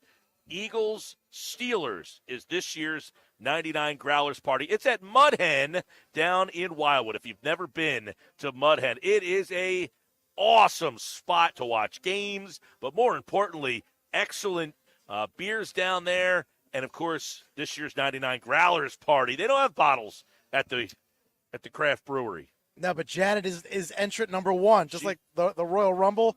Can she outlast 98 other competitors to win those tickets? Well, actually, she's number 41 because this summer when we were doing the anniversary that screws up my whole party, thing, then. All right, forget well, there will be 99 people. Okay. But she is the first entry after the summer when we entered people who came out to see us. We had 40 spots open this summer. I like that. And we entered 40 people when we did our 15th anniversary shows every Friday this summer. And for the people that came out to see us, they got an entry into 99 bottles. And now we're filling the final 60 slots. Janet in Millville is the first one. We'll be there at Mud Hen the Wednesday before Thanksgiving on the Sports Bash. All right, Sports Bash Live, 97.3 ESPN, the 97.3 ESPN free mobile app. By the way, I got to do a little, Josh, where did you get these tush-push numbers from?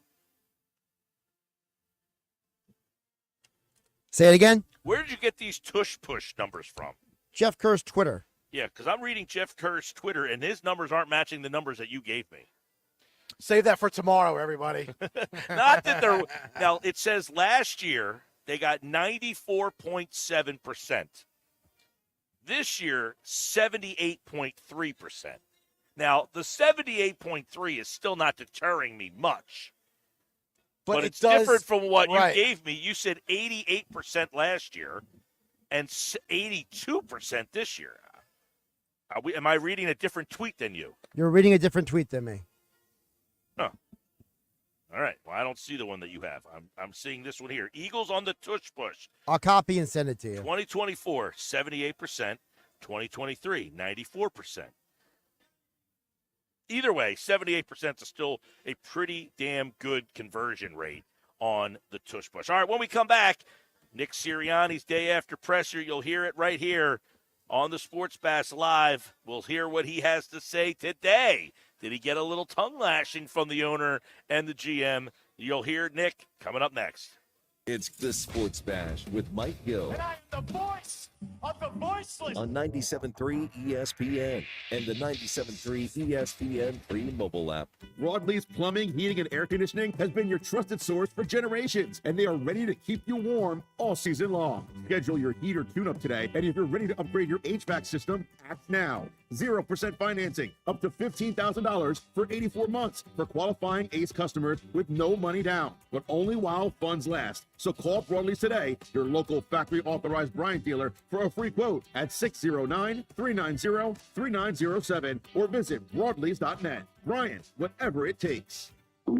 Oh no, stomach issues again? Stomach issues? Who are you? Your pancreas. I could be the real reason for your diarrhea, gas, bloating, stomach pain, or loose oily stools. I thought it was my stomach. People often do, but any of these symptoms could mean having a condition called exocrine pancreatic insufficiency, or EPI. With EPI, the pancreas doesn't release enough enzymes to break down food, but EPI is manageable. Use the symptom checker on identifyepi.com and speak with your doctor. That's identifyepi.com. Sponsored by AbbVie. With Progressive's Name Your Price tool, you can easily find coverage options that fit your budget. If only it was that easy to name your baby. How about Jaden? Nope. Okay. Michael?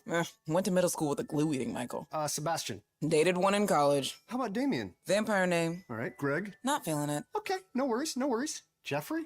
Oh, love that one. Wait, really? No.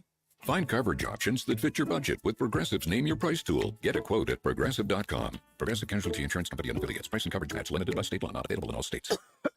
You okay? Sorry, I can't sleep with this cough. Sounds like you need to vaporize that cold. Vaporize? Yeah, with NyQuil VapoCool. It's NyQuil plus a rush of Vicks vapors. Whoa. So you ready to get some sleep? Thank you, NyQuil VapoCool. NyQuil VapoCool, the vaporizing nighttime coughing, aching, fever, best sleep with a cold medicine. And to vaporize sore throat pain, try Vicks VapoCool drops. Use as directed. Keep out of reach of children. New 2024 Nissan Rogue S, 0 down and 2.9% financing for 60 months. But when they're gone, they're gone. Have a trade? Bring it to AJ the Trade Man. He's paying cash, lots of cash, up to 120% more cash than KBB fair market value. Then drive home in your new 2025 Matte Black Nissan Kicks. Just $299 per month lease with 0 security deposits. And every new Matte Black Nissan comes with our 4-day love it or leave it return policy. Have a job clearing $450 per week at Matte Black Nissan? You're virtually approved today with 0 down and low 2.9% financing. MattBlackNissan.com. Unapproved Tier 1 credit for new Matt. Negative equity will be refinanced into new vehicle plus tax tag and 589 doc fee. Offers can't be combined. Call 877-289-6670 or go to MattBlackNissan.com for complete details. 24 months, 10,000 miles, $27.99 due through NEMAC. PIN RC 738396. MSRP 31,115. It's on at Matt Black Nissan on the Black Horse Pike, Egg Harbor Township. Prescription products require completion of an online consultation with an independent healthcare provider and are only available if prescribed. Subscription required. Additional restrictions apply. See website for more details and safety information.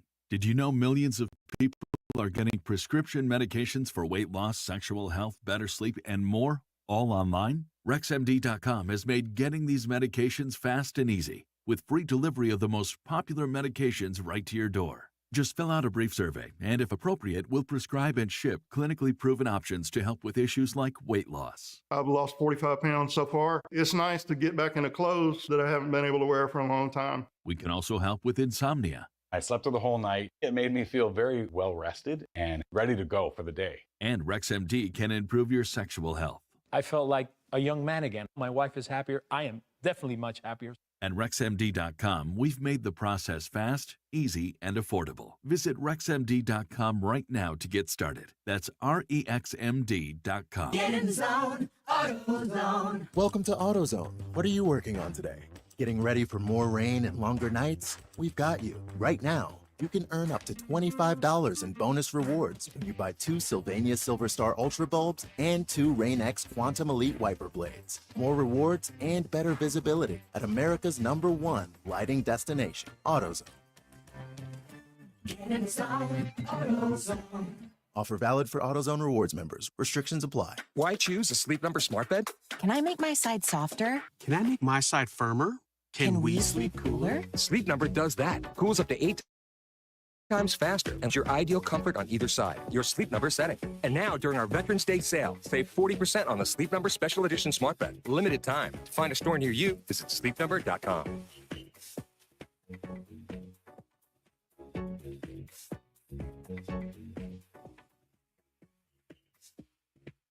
Go to get your game on at the Gallery Bar Book and Games at Ocean Casino Resort.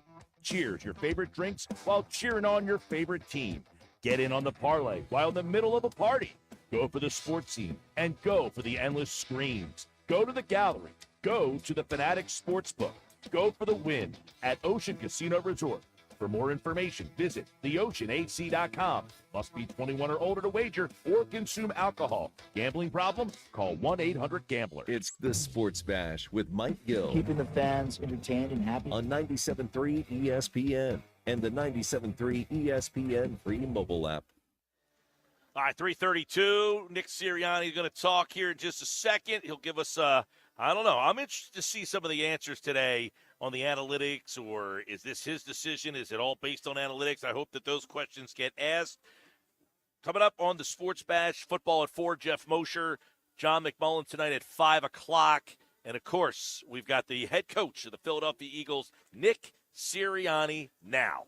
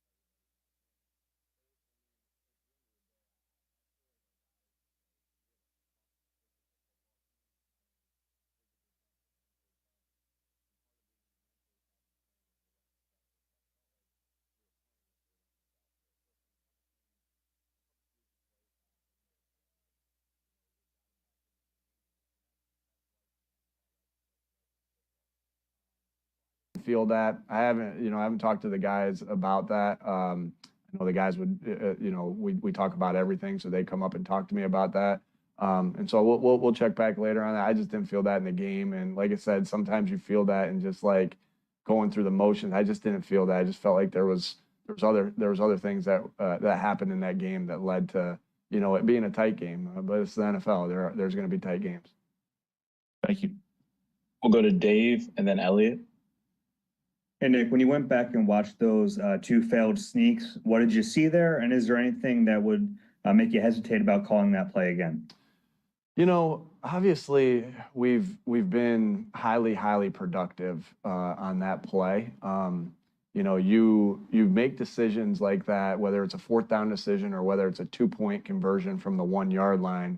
I think that every time we've had a 2-point opportunity from the 1, we've taken advantage of that and went for it. And that doesn't mean we've always gotten it, but we've went for it. So you trust your process in that scenario. You trust all the work that you've done to help you make that decision. You trust your players in that scenario.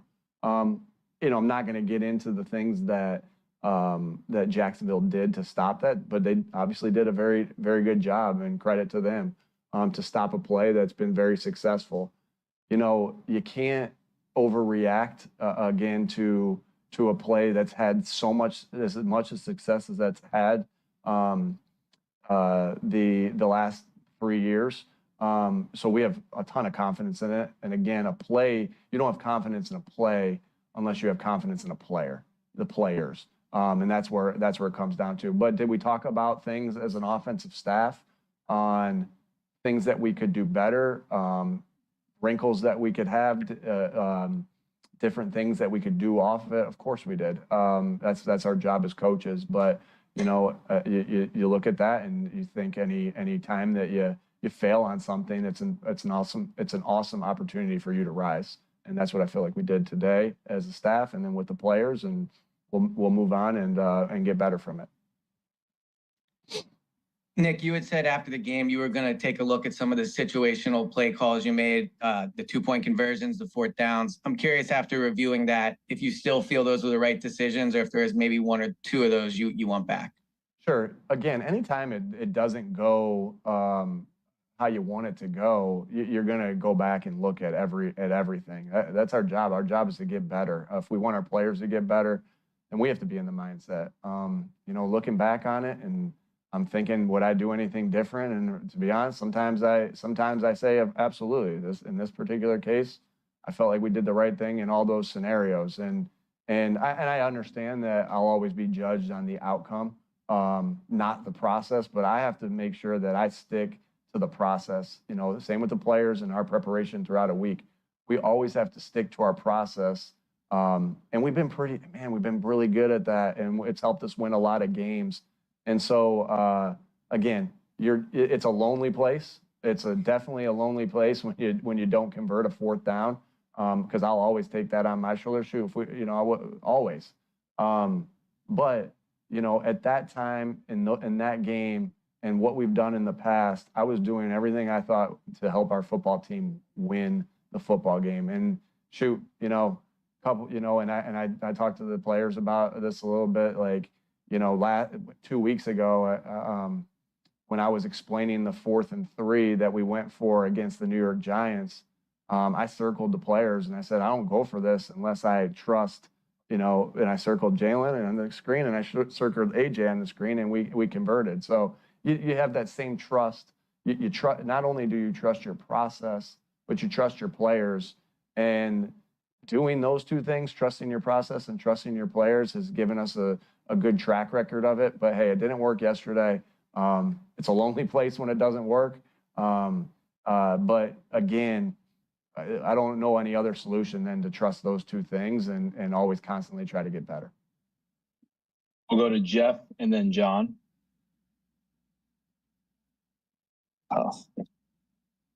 Nick, Lane Johnson had a strong game. He didn't allow a pressure.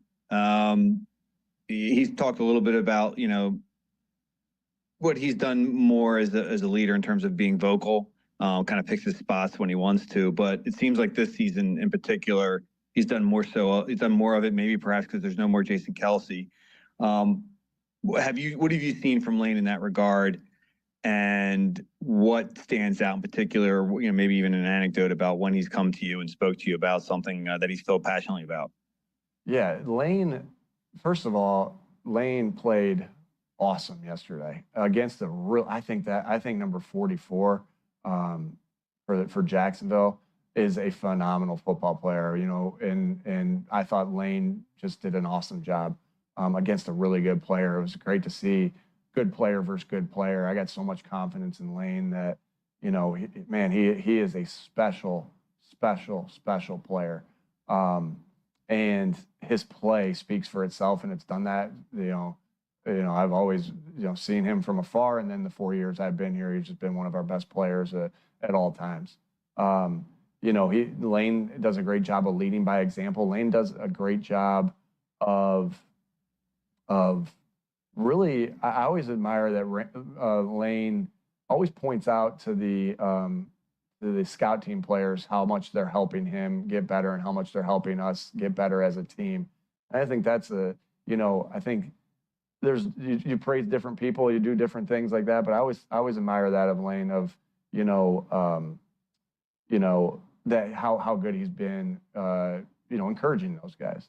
I think anytime Lane comes off the field, he's got a great feel in game of when to make suggestions and why you're making those. You can go back. There's a lot of different things that are said on the sideline, but Lane has a really good feel. You can see it in Lane's eyes, like, hey, we're going now. Let's go. I want this play or that play. When he's working him and Mekhi had some combination blocks yesterday that were unbelievable. It was really exciting. Mekhi played a really good game also. And so you feel that from Lane coming off, and then you talk to him, and he has great suggestions coming off of, hey, and they're the ones out there playing the game. They're the ones out there feeling it. Like we might run a play based off a certain technique or a certain look or whatever it is, but you're not getting the look of exactly what it is of them out there. So I think Lane's awesome in that. He's been awesome in that. Every year I've been here, and I think even more so now. With his leadership continuing to take a rise. I think again, just like Lane's been a good leader and a captain since I've been here, but I see just an awesome leader that's continuing to get better at his craft, as a tackle, and his craft as being a leader of this football team. We'll go to John and then Tim. Hi, Nick. In that sort of deep shot to Devontae, not the touchdown, but the 46-yarder, it was more traditional play action under center. Looked like Kellen's been setting that up for a couple of weeks. How important, because you guys had success in Cincinnati, but it was more from the gun or, play action from that standpoint. How important is it to get that more traditional look, or is it not? Again, you try to marry things that look like the run game that you're doing. So if the run game that you're trying to marry a play action with is under center, then you do that. If the run game that you're trying to marry the action with is from the gun or the pistol, then you do that. If the run game, if it includes a motion, then you include that. So again, you're just trying to marry things and mesh things together to put as much deception in the mind of the defense as you possibly can. Great call by Kellen in that particular case. Well executed by our players. Jalen made a perfect throw. Smitty ran a perfect route and beat his guy. And the protection again, it was a really good sell. So good job by the Jalen in the back. And again, we had it wasn't one-on-one this time that Jack Stoll was in, but he had help from EJ. And they did a great job on the edge against a really good rusher. I think it was a 44 there. And so they did a good job allowing Jalen. The pocket was firm. He allowed him to step up. And it was a big play in that football game to help us, turn the tide back and the momentum back in our favor. It was a really big play. Great call, great timing by Kellen, and then just well executed by our players. We'll go to Tim and then Brooks. Hey, Nick, what kind of update can you give us on AJ? And then, and also it looked like Saquon maybe was working through something. What can you tell us there? Yeah, we'll see as the week progresses. bummed anytime you don't have AJ in the game because he's such a great player. But we'll see how it goes. Haven't got with the medical staff today yet. I'll get with them a little bit later today. But AJ was in good spirits today. We'll see how it goes. And Saquon? Same. Yeah, he obviously was in playing. And so we'll see how the week progresses. We'll go to Brooks and then Bob. Hey, Nick, last week, whenever you were talking about Kellen, you said that you see him in the film, like watching film late. And some of the ideas, like you talked about the 3rd and 17 call yesterday. Whenever you see him working on plays like that, how far does he go back? What's maybe one of the stranger ideas that he's presented to you and kind of the source of his creativity? Yeah, I think, all these, Kellen's a former quarterback. Every quarterback that I know they'll go back endless amount of times against a certain opponent or a certain style of defense or a certain situation. And, I've seen film from Dallas. I've seen with Kellen. I've seen film from the Chargers. I've seen practice film from both those teams that he showed us. And I've actually seen a couple plays from Boise. And so, I think that, he'll go back to get a look to be able to coach the guys and paint the picture to the offensive staff of what he wants. I admire that, because, that's, you always got to paint a picture. Like you can draw it on the board and explain it. But everything comes to life with a picture. And that's how we try to coach our guys. And Kellen does that and leads the offense through that. We'll go to Bob and then Zach. Hey, Nick. Lane said yesterday he felt like you guys could have put up 40 points in that game. You guys have had 3 games now, I guess, Cleveland, New Orleans, and now this one where you really dominated the game statistically, and yet it came down to the wire. How do you view games like that when you really dominate a game statistically, but you sweat it out to the end? Yeah, I don't like sweating it out. It's hard. That's always tough. You want to be able to put teams away, be able to pull away like we did against Cincinnati, be able to pull away like we did against the Giants. There's different. I studied that a bunch of 4-minute football or end of game blown leads or anything like that. We've talked a lot about that and studied that a bunch. A lot of different theories and philosophies that I have. One of them is always going to come down to turnovers. And, being able to give them a quick score or short field when you do have a lead like that. Other things that go into that. Again, not going to get too much into it, but I'll give you a couple things. Another thing that goes into it is, explosive plays against your defense. And so but you still want to be aggressive. And you still want to play football. Like, you don't go into 4-minute. It's called 4-minute football for a reason. So you don't go into that. Different times you go into that based off the score and this and that, but you don't go into that too early because that puts you down. I think that we've been good at winning games in these scenarios when we've had 2-score leads. I don't know exactly what the records are. Is it always the prettiest? No. Yesterday wasn't the prettiest, but they came back. Credit to them. They took advantage of a mishap that we had and got back into the game. Again, you're doing everything you can do to win the game in that time, whether you're trying to shorten it while still being aggressive or shorten it altogether. But again, I think we've been pretty good with 2-score leads in the second half. You guys would have to tell me. But yesterday, obviously, you'd like to pull away, but that they're professionals and they did a good job to close back into that game. We'll go to Zach and then Chris. Hey, good afternoon, Nick. I know Tuesday is the game planning day, but what was the reaction in the office today when the Dak Prescott news came out? And what value is Kellen Moore and Doug Nussmeier this week, given the knowledge they have on the personnel and some of the scheme there in Dallas? Sure, you always think about the help you get from different guys that have been with different coaches, whether that's a player, whether that's a coach. So we'll use that throughout the week. As far as as far as the Dak news, we'll see what happens. I know there's the long thing a lot of things that can happen. I have so much respect for the Cowboys and the how good they've been over the past. Since I've been in this division, they've won 12 plus games every year. And I got a lot of respect for their coaches and their players, and I know it's going to be a dogfight. We'll end with Chris and then Bo. Afternoon, Nick. In terms when it can be nerve-wracking time when the trade deadline is coming up, how do you approach dealing with a player whose name is popping up all the time in potential trade rumors or what have you, and how do you go about addressing that? I'm sorry, Chris, say that again. With one of our players that is on it? Yeah, if there's a player that whose name pops up in trade rumors and out there and stuff like that, how do you approach dealing with that player?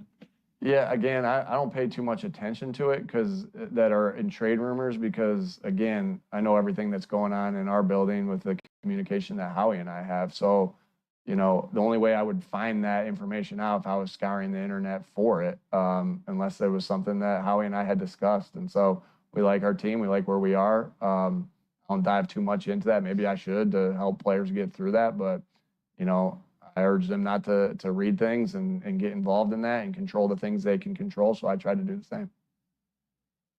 We'll end with Bo here. Hey, Nick, I'm just wondering, did you get any further clarification from the league on the Saquon fumble?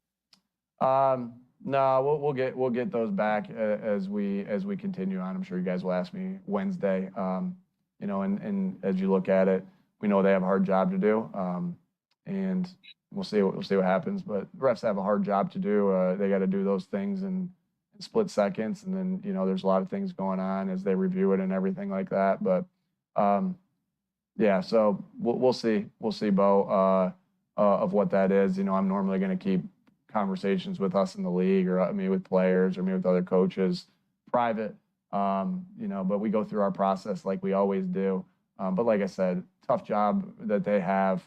And these things have a tendency of evening themselves out. You think you get screwed in one sense, and then you get a call, the next week or in the same game that you're like, man, we shouldn't have got that call. So, I guess it's easier said than done when you're going through it. I think you've seen me argue a call or two.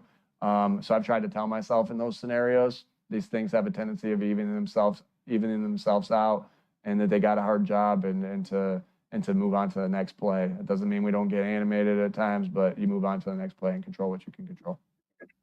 Thank you. There's Nick Sirianni, a long conversation there with him. Early in the conversation, he was asked about taking the foot off the gas. He said he didn't feel that way. He thought that they really competed hard. There was another moment in there. He said, it's a lonely place when you don't convert, and I'll put that on my shoulders, but I don't know another solution but to trust my guys. That's a great quote. You like that one? Yeah, that's a great line. Lonely place when you don't convert a fourth down. Lonely place. You're on that sideline. You say go for it, and you don't convert it. But he says, I don't know any other solution but to trust. So are we mad that they don't convert? Are we mad that they don't execute? Or are we mad that he makes a decision to trust them? Well, I think you got to take a case-by-case basis. Can you do that? All right, Sports Bass Live, 97.3 ESPN. Football at 4 with Jeff Mosher. We'll get his reaction to the Eagles' win, Sirianni's decisions. But first,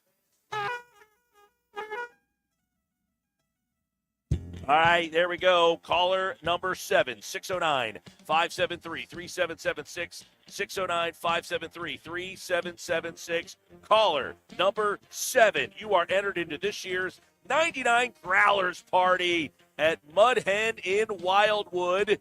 This year, we have a pair of club box seats to see the Eagles play the Pittsburgh Steelers. Caller number 7, 609-573-3776. Caller 7 right now. You are entered into this year's 99 Growlers Party. 99 Growlers, 99 tickets. Tickets to see the Eagles, Sixers, Flyers, concert events, and all sorts of shows from all over South Jersey. 609-573-3776. Caller 7, good luck.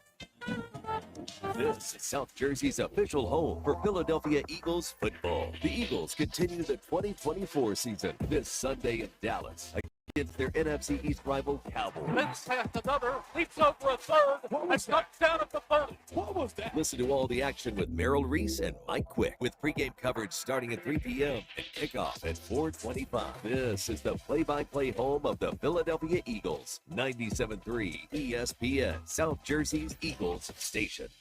It's hurricane season.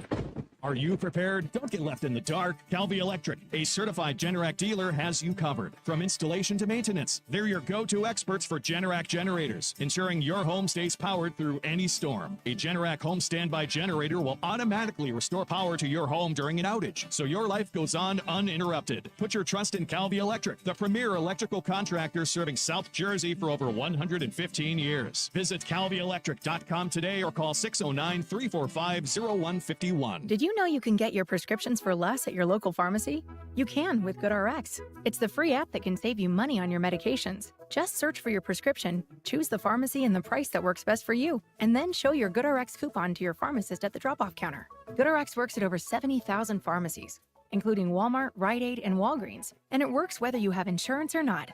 It's easy to save. Next time you drop off your prescription, check GoodRx. To start saving today, go to GoodRx.com. GoodRx is not insurance. Wendy's breakfast burrito has an entire breakfast in every bite. Fresh cracked eggs, seasoned potatoes, American cheese, cheese sauce, and sausage or bacon. So the first bite is like fresh cracked American cheese or bacon. And the second bite is like fresh cracked American cheese or bacon. And the third bite, you get the idea. The boss of breakfast burritos, gotta be Wendy's. Participating U.S. Wendy's during breakfast hours. Is your home ready for the season? Worried about rooms that just won't stay warm this winter? Call Jenkins Plumbing and Heating today to ask about a new energy-efficient system from American Standard Heating and Air Conditioning or a Mitsubishi Douglas system. With generous financing options through South Jersey Gas or Atlantic City Electric, plus additional savings through rebates from your local utility companies. Upgrading your system could also help lower your utility bills. Call Jenkins today or visit jenkinsandsons.com. Progressive knows finding your new home was a dream come true. You wanted it close to town with a picture window overlooking a yard. And you found it. Now when you sit down to dinner, you've got front row seats too. Your neighbor's daily pickleball game. Progressive can't save you from your noisy neighbors, but we can save you money when you bundle your home and auto with us. Get a quote at Progressive.com. Progressive Casualty Insurance Company, affiliates, and other insurers not available in all states. Hi, I'm Larry Mintz. When dealing with a workers' compensation claim, in most cases, the injured worker doesn't get the money they're entitled to. That's why you need the right lawyer. When injured on the job, call us first. We'll speak with you for free and get you all the money and benefits you deserve. Make the right call to Golden Bird Macklin. Call us at 609-344-7131. That's 609-344-7131. Or visit us online at gmslaw.com. This is the story of the one who, as a maintenance specialist for a historic high-rise, knows that vintage charm historically needs constant attention. Which is why when it's time to upgrade turn-of-the-century mechanicals, they turn to Grainger. With easy access to 1 million+ products and the scale to deliver when and where you need them. The right tools and supplies are never far away. So the one can keep that vintage building running like new. Call, click Grainger.com, or just stop by. Grainger, for the ones who get it done. It's hurricane season. Are you prepared? Don't get left in the dark. Calvi Electric, a certified Generac dealer, has you covered. From installation to maintenance, they're your go-to experts for Generac generators, ensuring your home stays powered through any storm. A Generac home standby generator will automatically restore power to your home during an outage, so your life goes on uninterrupted. Put your trust in Calvi Electric, the premier electrical contractor serving South Jersey for over 115 years. Visit calvielectric.com today or call 609-345-0151. Oh no, stomach issues again? Stomach issues? Who are you? Your pancreas. I could be the real reason for your diarrhea, gas, bloating, stomach pain, or loose oily stools. I thought it was my stomach. People often do, but any of these symptoms could mean having a condition called exocrine pancreatic insufficiency, or EPI. With EPI, the pancreas doesn't release enough enzymes to break down food, but EPI is manageable. Use the symptom checker on identifyepi.com and speak with your doctor. That's identifyepi.com. Sponsored by AbbVie. This holiday season, Straight Talk Wireless is letting you say yes a lot more with real unlimited data. Yes to sharing pics of the ugliest holiday sweaters. Yes to checking weather on the go for surprise sledding trips. And with a free phone at sign up, let the yes-tivities begin. No way! Yes way. Straight Talk, real unlimited data. Available at Walmart or straighttalk.com. Offer valid through 1/5/25 while supplies last at participating stores. Taxes and fees apply. Requires in-store activation on select single-line plans. Limit of 2 phones per customer. For network management practices, visit straighttalk.com. The best call to make on game day is ordering catering from the Piccalilli Inn. For parties big or small, the Pick does it all. Your guests will be cheering for the Pick spin on football favorites like pulled pork nachos, cheesesteaks, burgers, and their award-winning buffalo wings, tails, and ears. Get your chicken wing fix on Route 206 at the Piccalilli Inn. Join the flock and follow the Pick on Facebook or at piccalilli.com for their Pick game specials. And be sure to pre-order to guarantee your spot in Sunday's lineup. Breaking news coming in from Bet365, where every nail-biting overtime win, breakaway, pick six, three-point shot, underdog win, buzzer beater, shootout, walk-off, and absolutely every play in between is amazing. From football to basketball and hockey to baseball, whatever the moment, it's never ordinary at Bet365. Gambling problem? Call 1-800-GAMBLER. 21 plus only. Must be physically located in New Jersey. South Jersey's official play-by-play home of the Eagles, Sixers, and Flyers. At 0 point would I ever consider not being a fan of the team. 97.3 ESPN, WENJ, WENJ HD, Millville, Atlantic City. A Town Square media station serving all of South Jersey. 97.3 ESPN presents The Sports Bash with Mike Gill. It's time for Football at 4, powered by the Inside the Birds podcast. Just hungry to bring back another Lombardi to Philly. The fans deserve it. Our team deserves it. Culture begs for it. Now live, this is Football at 4. I love Philadelphia's team. I don't trust the coach. I think this is the only legit playoff contender where the coach is a question mark. There's a difference between being aggressive and being reckless. And right now, the decision-making is reckless because the team is so talented. The offense has become so explosive. But you got to manage these situations better because I don't trust them versus Dan Campbell and Sean McVay and Matt LaFleur when it comes to those NFC playoff races. That was Dan Orlovsky today, and this is Football at 4, powered by the Inside the Birds podcast. It's brought to you by Bet365. Whatever the sport, whatever the moment, it's never ordinary at Bet365. Well, the Eagles win, but a lot of the discussion as you look at our poll question at Mike Gill Show right now, what is the story from the Eagles win? Right now, 54% say Sirianni's decisions. Barkley leaping the defender, 26. Smith's touchdown catch is 12. And Dean's interception is 8. Jeff Mosher, they won the game. There's some great plays, but 54% of our listeners say it's Sirianni's decision. Is that just, in your opinion?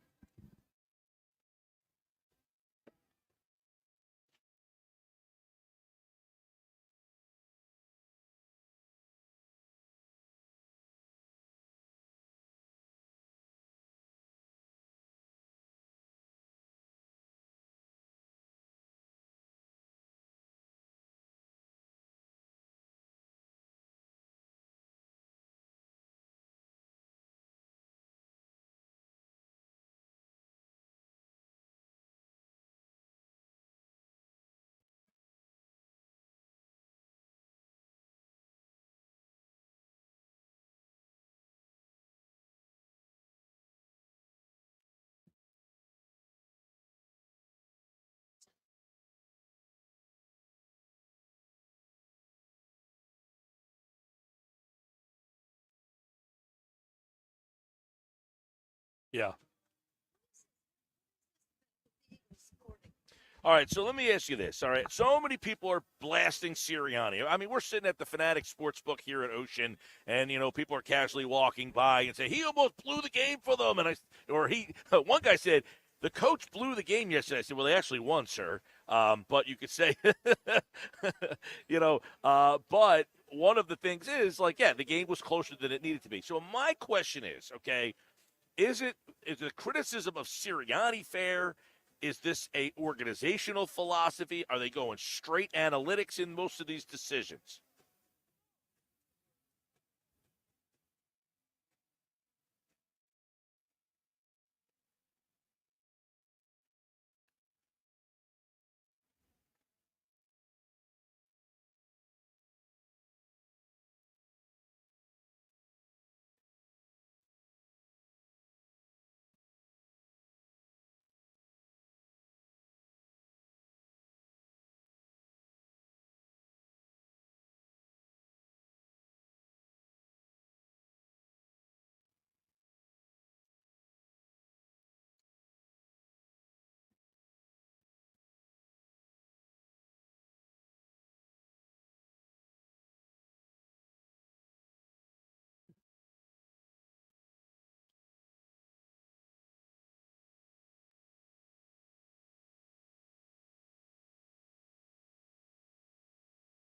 Right.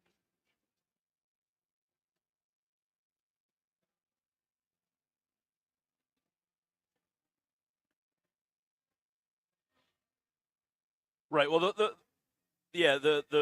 I guess, these are tough. I mean, everybody, it's like, and it's easy to be the guy that comes on the next day and just says, I'm going to follow the herd of cattle here and just blast Sirianni. If it's fair to blast him, I have no problem blasting him. But I wonder, it's 4th down and 3, okay? He goes for it. Does the analytics say, yeah, you should go for it there? I think it does, right? I mean, that's the world we live in. We might not like that world, but that's where we are with a 4th down and 3 where the ball is, I guess it's at the 28-yard line, somewhere around there. They're saying you're better off going for it than you are kicking a 40-yard field goal. Well, at the end of the day, though, when you're looking at your points, you're saying we left 9 points on the board. It's so hard sometimes to justify how the analytics, as the game goes on, you're going strictly off of them and not making gut decisions.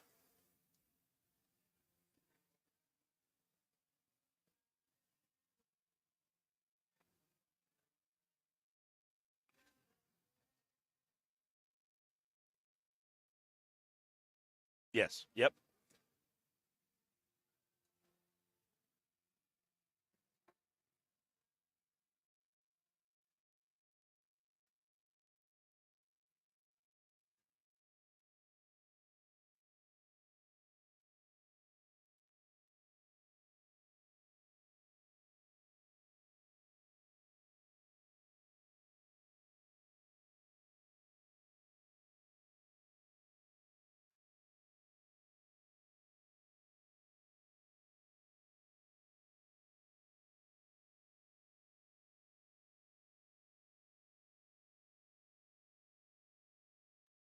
Well, just because I think you and Adam, I think you and Adam were talking about this on the post game, and I think Adam was pretty critical, saying the strangeness of the 3 missed 2-point conversions is bad. I don't know what's going on, but analytically, almost every team in the league, correct me if I'm wrong, if the ball gets moved to the 1-yard line, even if they kick the extra point and that ball goes through the uprights, they're taking that point off the field, and they're saying, I'll go for 2.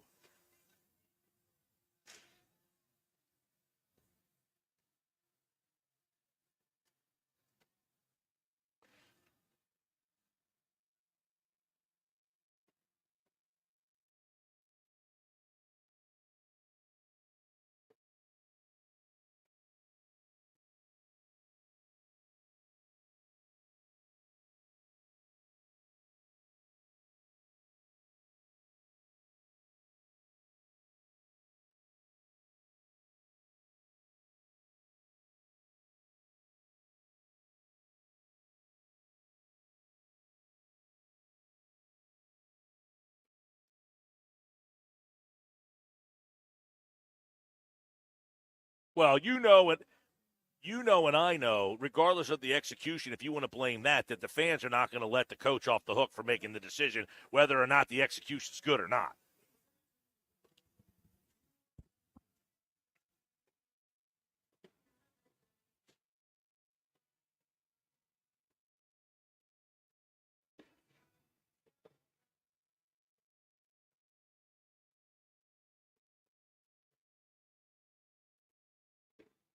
Yeah.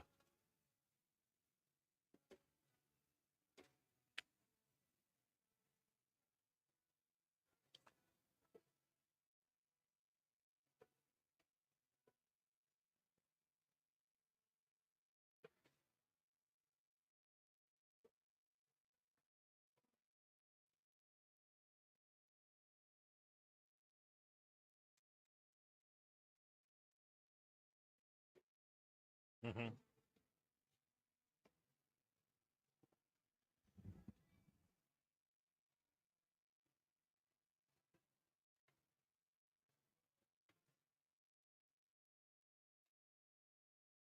Yeah, and I would imagine, and I'll ask you, and I think the fans listening right now who are saying, like, is he going to learn from these mistakes? I think the answer is no. In their mind, the organization, Knicks and Howie and Jeffrey, they're not mistakes. They're just not executed properly. That this team, they did it in Atlanta, and I said, like, do you learn from that? Because the bite that we played entering your segment here, Football at 4, Dan Orlovsky said, of all the playoff teams, it's the only coach I can't trust. Is it the coach you can't trust, or is it the philosophy of the organization that you don't like?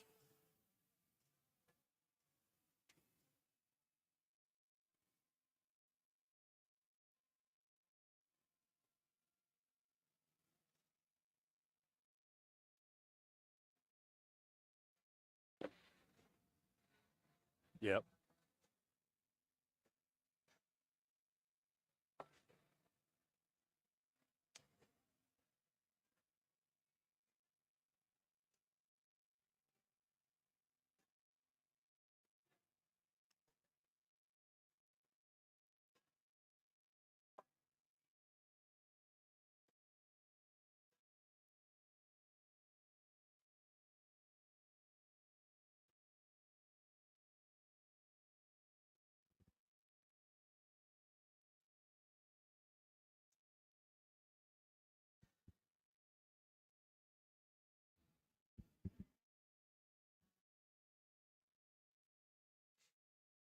Mm-hmm.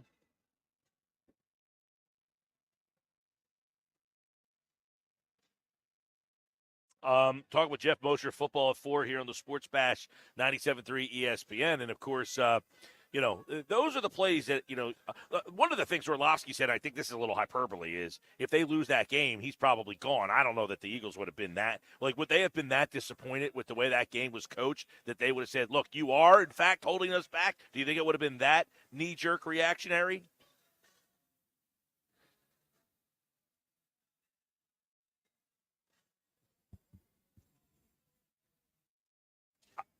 Yeah. Gotcha. No. Well, Orlovsky's generally a pretty level-headed guy.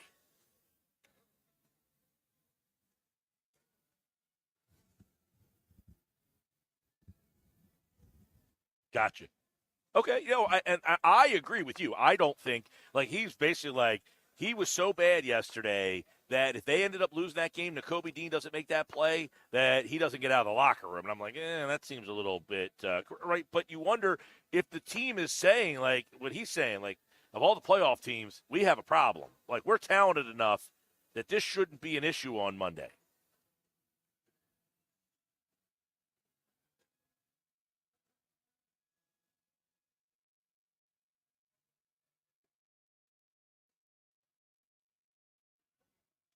Right.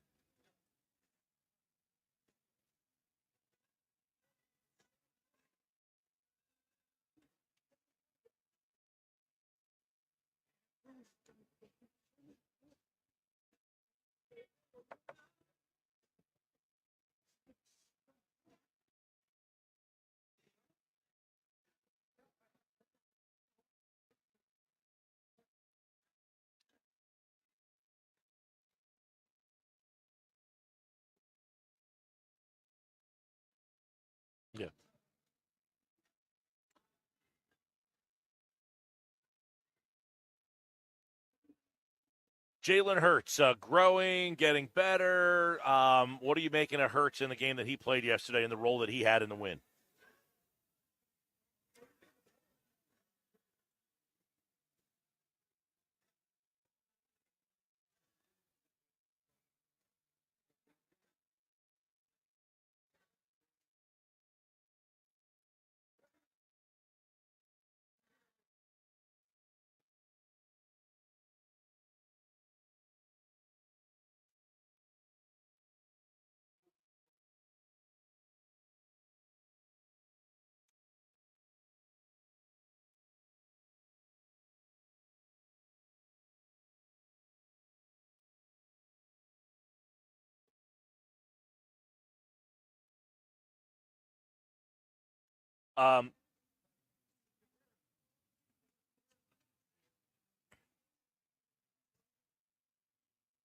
Yeah. Obviously, I thought when the team lost Brown that, they really struggled. He made two big throws, the one to Smith, obviously, and then the touchdown pass to Smith. But without Brown, man, they really struggled to move the ball. Or, as Nick was asked today, that some of the players in the locker room suggested they took their foot off the gas. Did they kind of take the foot off the gas, or did they struggle because they didn't have A.J. Brown?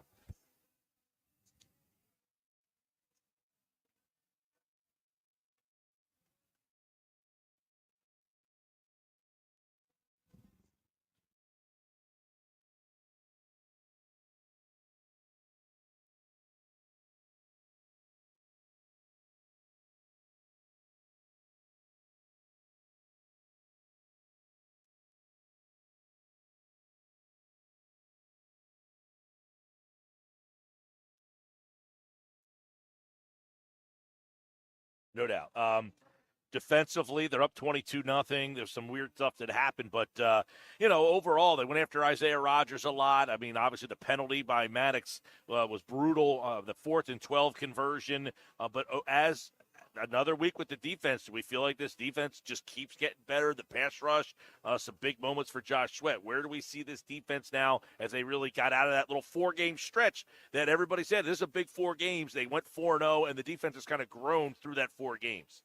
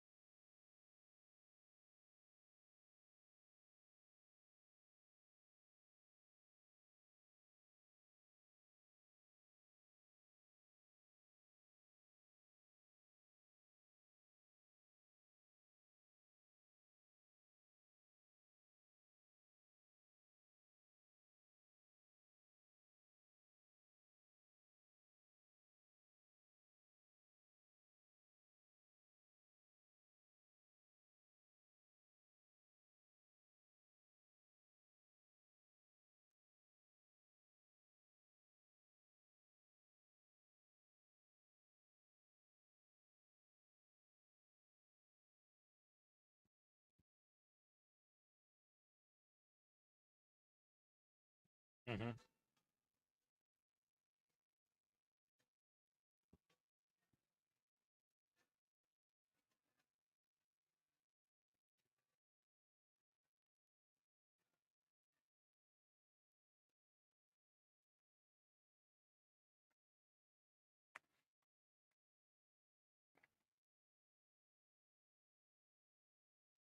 Yeah. Trade deadline's tomorrow. There has been some mention. I think Albert Breer said that Bryce Huff, keep an eye on him. I don't know the Eagles. I don't know that the problem would be. I think the Eagles would trade him. I don't know that anybody else wants him.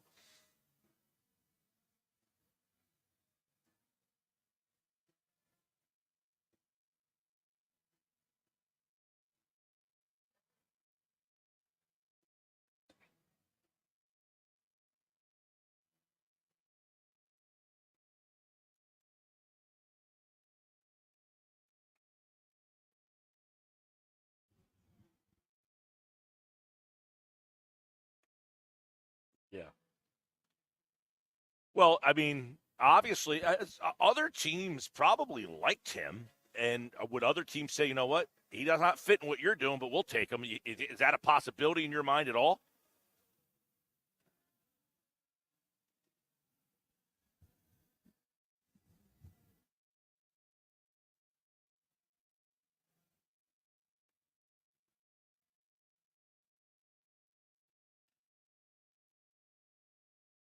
Right. Yeah. Well, listen. Yeah.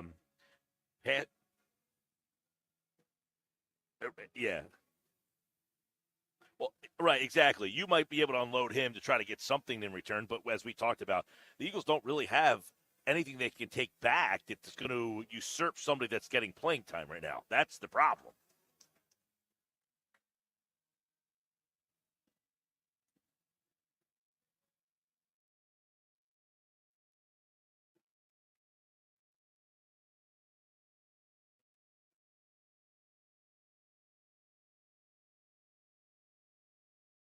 Yeah.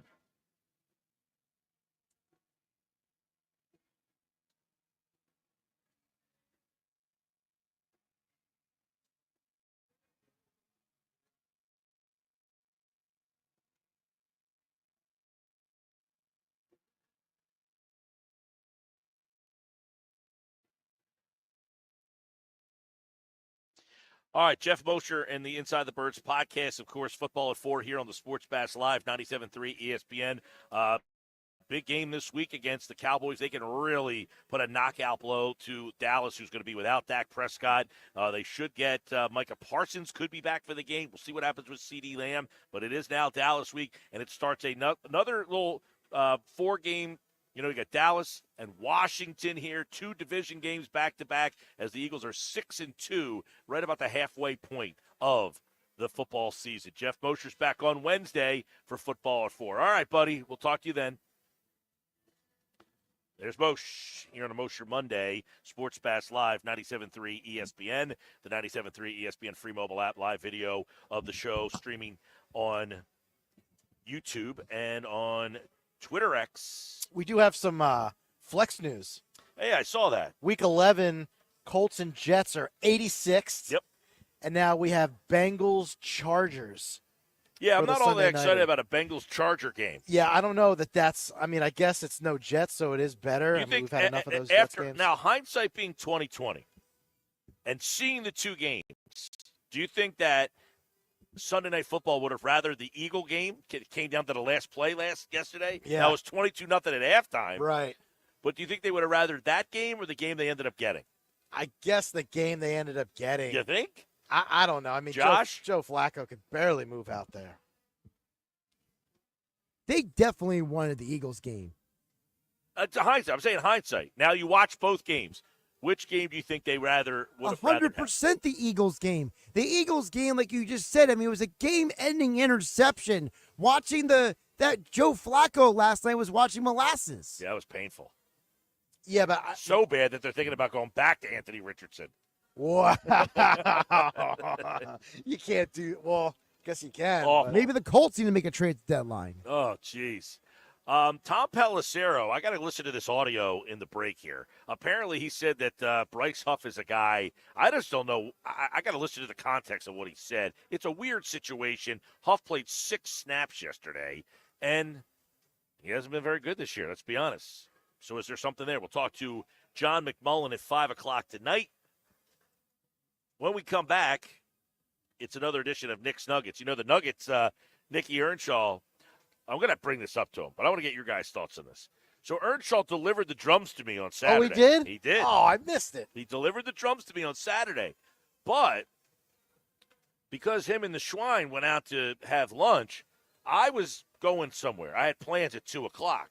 Now, Earnshaw showed up at my house about 1:58. So I had to put the drums, I had to put the wings in the fridge. Right. I didn't get hot wings.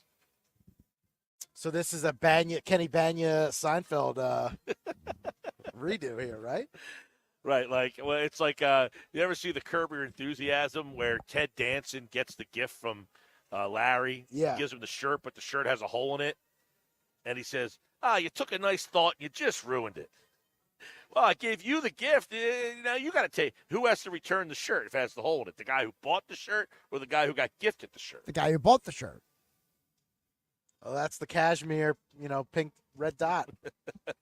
It's another one. All right, Earnshaw, who did come through on his bet, he got me the drums, and they were excellent. They were very good. But they weren't fresh. They were fresh, but they weren't. Yeah, hot. I put them in the fridge. And on Saturday, me and my buddy and another friend of mine, we did a little brewery tour. So you guys should have went to a restaurant, had the wings right there. Well, I wasn't told that they were going. He said, I'm here. I'm going to bring the wings over. And I said, well, I'm leaving at 2 o'clock. So, I got to fault Earnshaw a little bit there. He's got to give you a heads up. All right, Earnshaw's coming up next here on the Sports Bash for another edition of Knicks Nuggets on 97.3 ESPN, the 97.3 ESPN free mobile app. By the way, Jason in Millville, congratulations. Jason is entered for this year's 99 Bottles Party. We have another chance for you to enter coming up this hour on the Sports Bash. Wake up weekday mornings from 6 to 10 a.m. with Unsportsmanlike on 97.3 ESPN with Evan Cohen, Super Bowl champion Chris Canty, and Michelle Small. Can't wake up without it. Brought to you by the Gallery Bar Book and Games at Ocean Casino Resort in Atlantic City. It's hurricane season. Are you prepared? Don't get left in the dark. Calvi Electric, a certified Generac dealer, has you covered. From installation to maintenance, they're your go-to experts for Generac generators, ensuring your home stays powered through any storm. A Generac home standby generator will automatically restore power to your home during an outage, so your life goes on uninterrupted. Put your trust in Calvi Electric, the premier electrical contractor serving South Jersey for over 115 years. Visit calvielectric.com today or call 609-345-0151. I want to learn how to cook, but I keep ordering takeout. Accomplishing goals is hard, but when your goal is to learn a new language, Babbel makes it easy. In just 15 minutes a day, Babbel will help you start having conversations in as little as 3 weeks. Words and phrases you'll actually use. So when someone asks, "How's your French going?" you can say, Babbel facilite grandement l'apprentissage d'une nouvelle langue. Now try Babbel for free at Babbel.com. That's Babbel.com. Babbel.com. Get in the zone, AutoZone. Welcome to AutoZone. What are you working on today? Sounds like wipers. If your wipers are streaking, skipping, chattering, or even worse, loud, you need to visit AutoZone and get some fresh new blades. We've got basic wipers to get you back on the road, as well as premium blades from Bosch and Rain-X. So if you're hearing this, just head to your nearest AutoZone or AutoZone.com. Prescription products require completion of an online consultation with an independent healthcare provider and are only available if prescribed. Subscription required. Additional restrictions apply. See website for more details and safety information.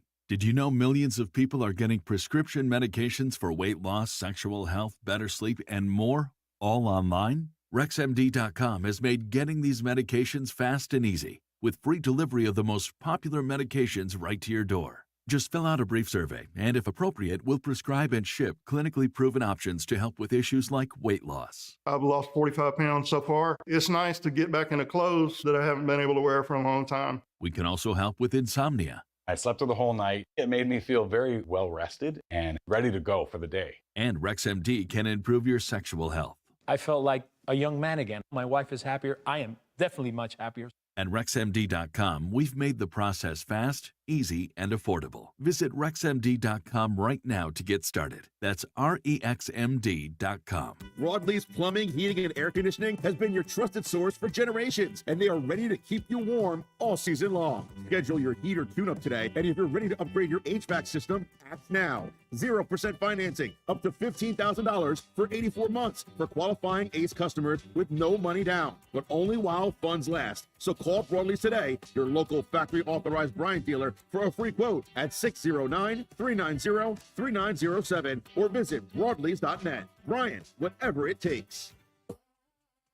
My friends swim no matter the season, but my moderate to severe plaque psoriasis can sometimes take me out of the moment. Now, thanks to Skyrizi and clear skin, count me in.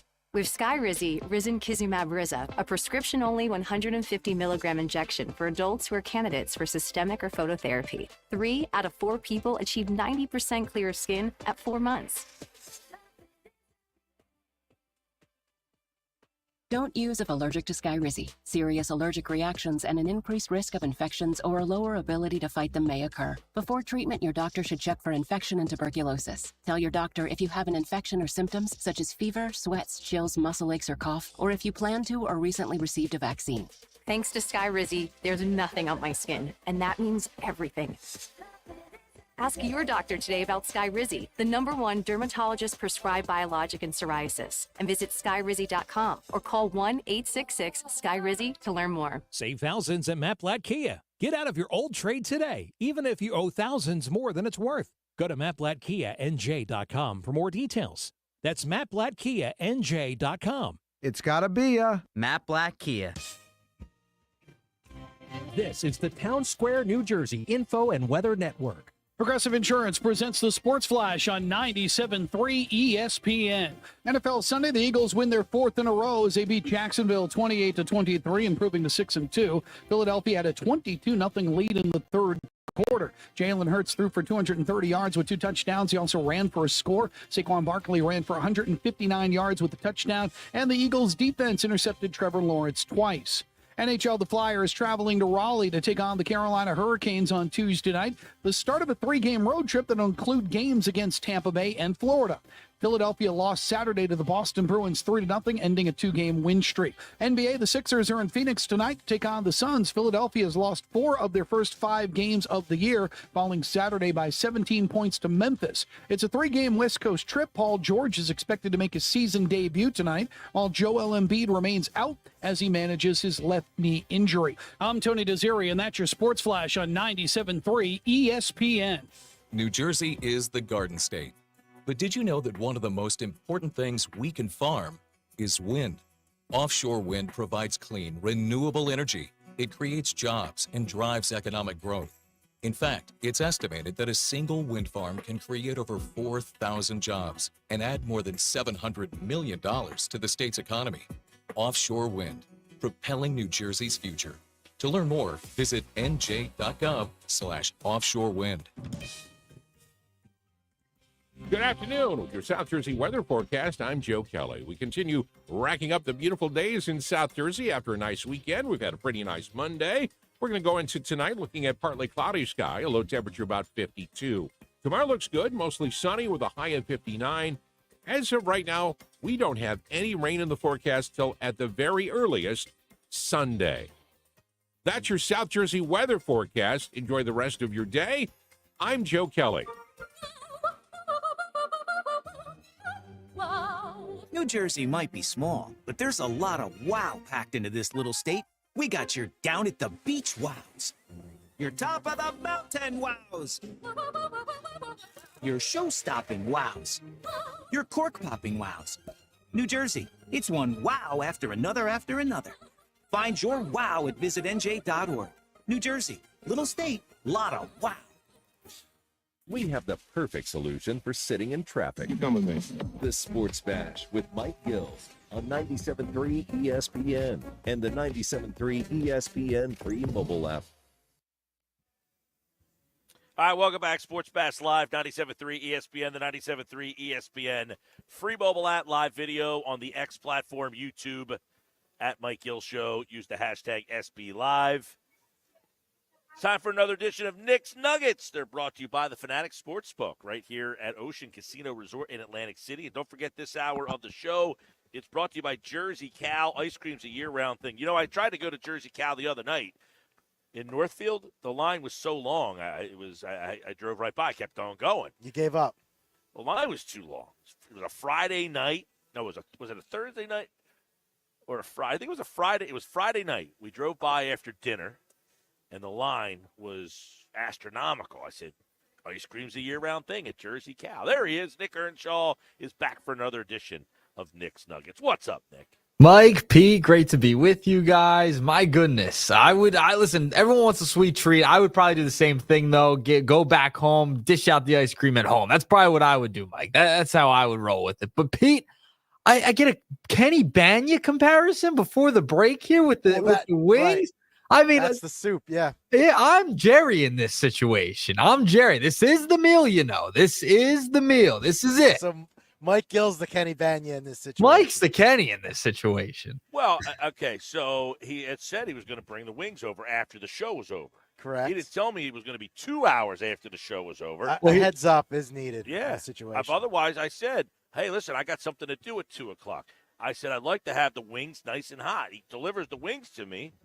I'm leaving 2 minutes later, so I got to put the wings in the fridge. Now I got cold wings. You just heat them up, throw them in the microwave or wherever, air fryer. I know what I can do to them to make them hot, which I did. Thank you very much. But I was looking forward to some nice hot wings delivered right to me, eat them right on the spot. Instead, I got rushed. My buddy's in the driveway, says, hey, I'm out here waiting, and I had to put them in the fridge. I said you should have taken them to a restaurant, sat down, had a brewski. He could have joined. Listen, you could have joined. You could have joined me and the Schweiner. When the show was over, you could have said, hey, we're going to get wings now. You want to come with us, or would you rather, that would have been a nice option. See, the problem was we stuck around at the studio for a while afterwards because I had to do some editing, had to do some promotion, all that type of stuff. And I got to deal with the Schweiner, so we got to wrap things up with him and get him out the door. Okay, well, that's why you got compared to Banya. Listen, I know I'm Jerry in this situation. That's why I know I'm Jerry. I have to be Jerry in this situation. I will say the wings were outstanding. Good. They were delivered, and they were all drums, no flats. No. It was really nice and clean. Didn't have to, try to work your way around these stupid little bones. Perfect. That was painful for you, right, Earnshaw, to order that all drums? Do you know how I sighed to the waitress when I had to put that order in? I was like, can you just give me all drums? I hate to do this to you, but just make it all drums, no flats. I can't have a mix in there. It's got to be every drum. I lost a radio bet. I got to drop it off to Mike Gill's house in a few minutes. And that's how it went. Yeah, it pained my heart to drive over there. I wasted gas to do this. Oh. Did you actually ask for all drums, or did you guys order wings and then separate them? Oh, no. I ordered one to go. If you want to head into Charlie's and ask, yeah, you ask them. I ordered them completely separately from our own wings. And Schweiner will tell you, I only had the flats. When we got our wings, I had flats only. I ordered the drums to go and dropped them off. That's how it went. All right. Well, I did have those wings when I got home on Saturday night about 9 o'clock. Well, that's a nice little midnight snack for you there, Mike. I'm glad you enjoyed them. But we got to get into some of these nuggets and enough of the drums, enough of the flats, because I can't even think about wings right now anymore. It makes me too sad and depressed that I had to pay up on this bet. All right. Nugget number one. We got to talk about Nick Sirianni. And leaving all these points on the board yesterday, the 2-point conversions, the 4th downs, and what he said today also, that he has no regrets after yesterday's decision making. And I tweeted out last night that the Eagles will not win a Super Bowl with Nick Sirianni at the helm because of the decisions he's been making. It feels like because, he had to give up the play calling, he was criticized last season with all the things that happened and how they deteriorated throughout the end of the year, that he's trying to prove a point at this point. It doesn't even seem analytical to me. It's proving a point in Sirianni's case because they won't win with him. They won yesterday in spite of the coach, and the coach held them back with the decisions that he made, leaving points on the board. Now, sometimes I'm cool with being aggressive, but it just gets to a point where it becomes stupid, and I do not think they can go far if he doesn't clean up his act and figure it out. And the fact he didn't even learn anything from yesterday, I mean, that's a telltale sign that, listen, I get the winning percentage. He's won a lot of games, but they're doing it ugly. And sometimes in those big moments, they will come back to bite you in the biggest of games. Yeah, 40-19. He has the second highest winning percentage of all coaches in the NFL. I would agree in terms of the aggressiveness. I don't know if it's all Nick. I think it's more of an organizational philosophy, to which we talked about with Mosher. The organization's not mad at him for the way he handled yesterday. No. They like it. They say, be aggressive. That's how they won their Super Bowl. That's how they got back to another Super Bowl, is they go for it. They are aggressive. And by the way, by the analytics, which we can all like or dislike, I'm not a big fan of going off the analytics. I'm not a big fan of strictly using analytics. But every decision they made yesterday, the analytics agreed with. So the organization, I think, is saying, As long as those analytics say go for it and you do it, every team in the league, by the way, every single team in the league goes for 2 when there's a penalty and the ball gets moved up to the 1. It's without fail. We've seen teams kick the extra point, there's a penalty, they take the point off the board, and then they go for 2. When that ball gets moved up to the 1, every team in this league, for the most part, is going to do what the Eagles did yesterday. They are, and that's fine. I'm just concerned about leaving all of those points on the board and then getting complacent in the third quarter with the play calling. I mean, that's where I'm at. I mean, they let the Jaguars get right back into that game. I think a little of the complacency coincided with A.J. Brown leaving the field. Part of it. Which is not ideal, by the way. We just saw a tweet on the television here at the Fanatic Sportsbook from Adam Schefter that looks like that he's going to be okay. He could possibly play this weekend. It doesn't say he's definitively going to play. But listen, when A.J. Brown goes out of the lineup, I agree. I thought the offense looked stagnant. They had some problems moving the ball. And I think that has to change the way you make some of these analytical decisions of, hey, we are struggling right now offensively because Brown's not here. Let's take the points. Let's kick the field goal. Instead, they kept on powering through with what the analytics told them to do. Yeah, the problem is a computer can't always win you a football game. You can't go 100% computer. You got to have a feel for the moment as well. And I think Sirianni's got to do a better job of that. I understand the analytics are telling them, yeah, do this. Yeah, if you get it, that's great.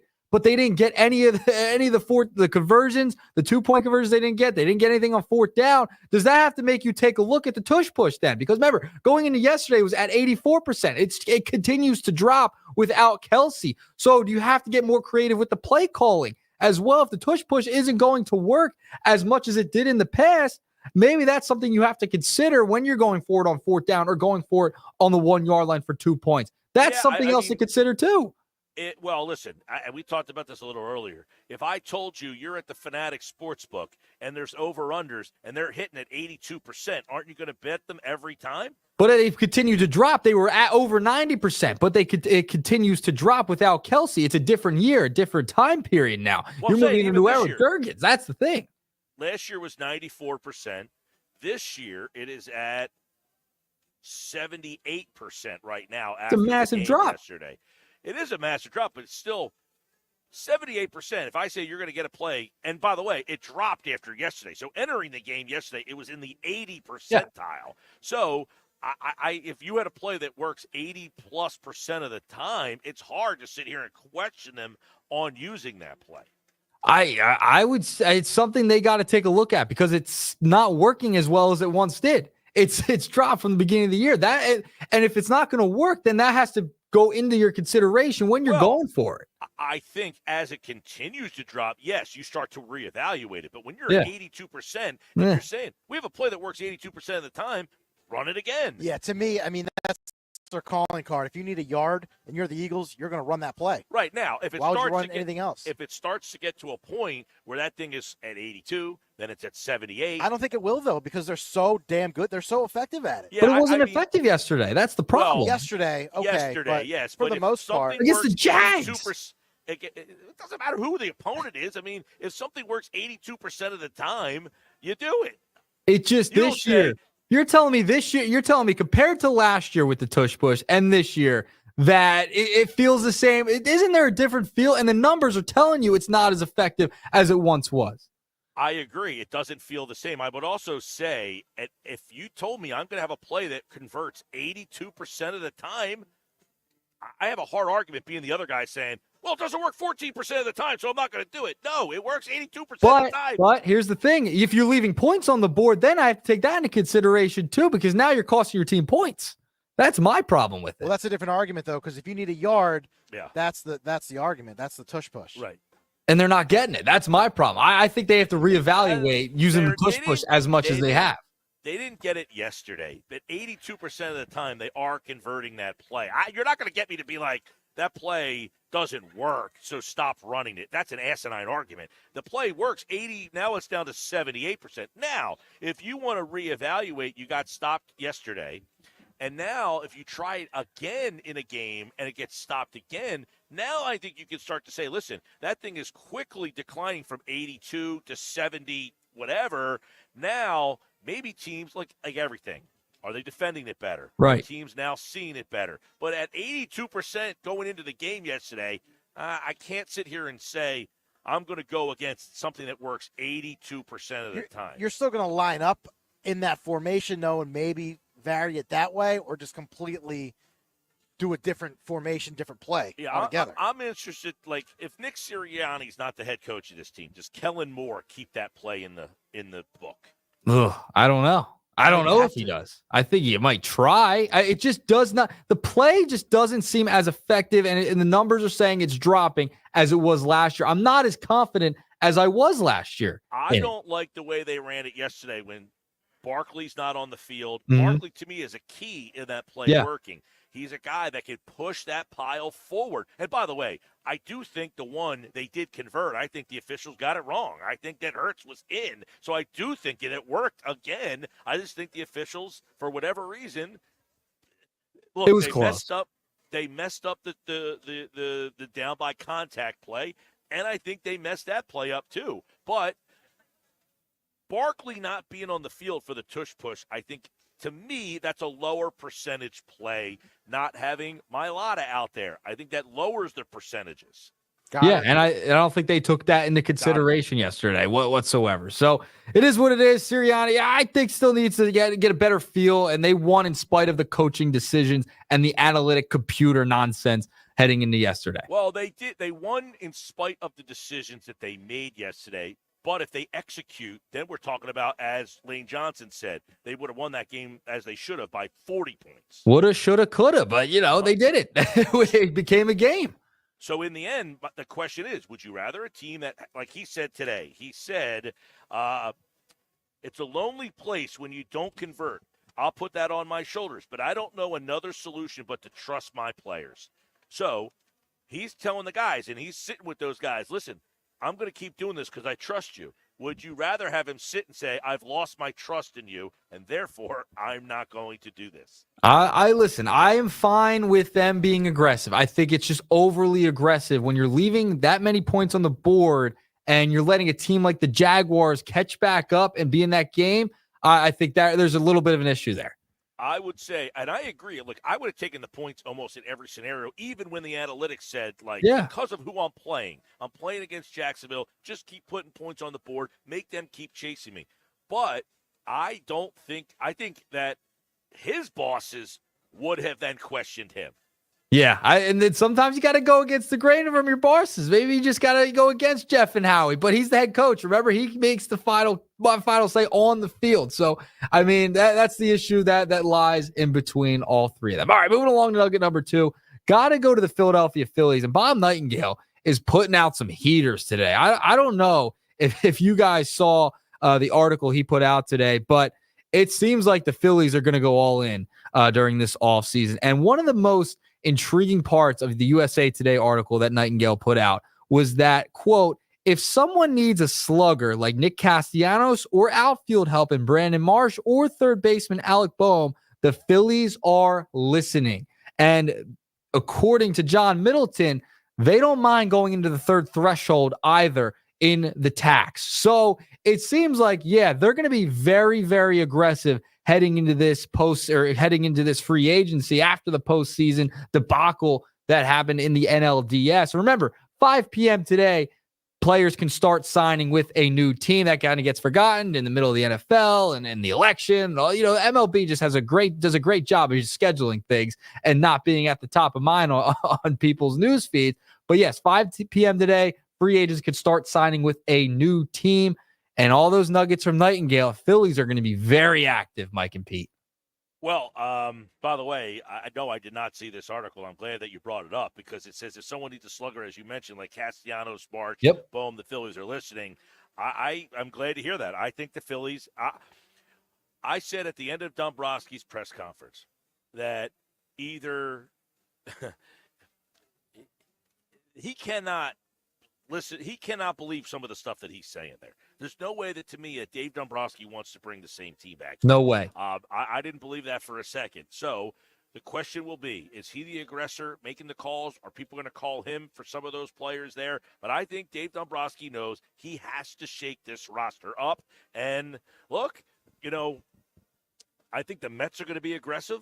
Mm-hmm. The Braves are going to get Acuna back. They're going to be aggressive, I think. The Dodgers, they're not going to rest on their laurels. That team's only going to get better. Even if they don't do anything, they should get Glasnow back. They're going to get Ohtani that should be able to pitch next year. They got about 6 other pitchers that didn't pitch in the postseason because they were hurt. So you've got a lot of climbing up the ladder to get to that top rung. Yeah, and it's so funny. The opening of that paragraph of the Phillies, quote, the Phillies can't believe they don't have a ring in the Bryce Harper era.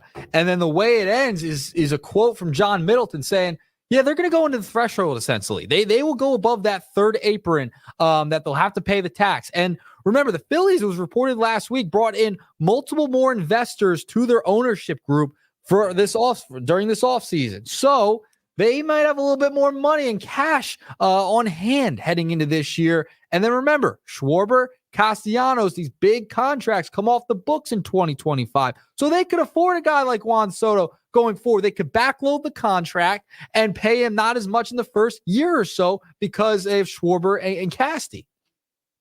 Yes, that's a big thing to keep in mind, people. They can pay Soto money because they know they're going to have Real Muto, Castellanos, possibly Schwarber coming off the books. So you pay him less early in the contract. Then when they leave off the books, his money basically replaces their money in 2026, 2027. So, yeah, I think you're going to see them put a big contract offer on the table for somebody. Or a trade. Something big's going to happen. Yep.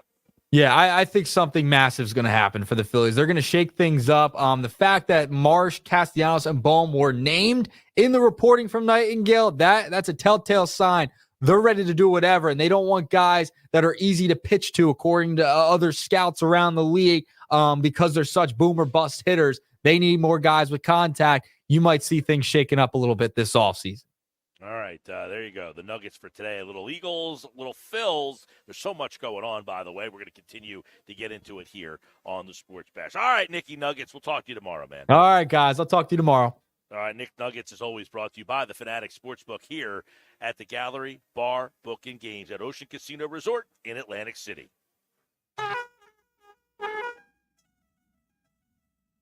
There's that sounder again, PG. It is caller number 7, 609-573-3776, 609-573-3776. Caller number 7, this is your chance to get in this year's 99 Growlers Party.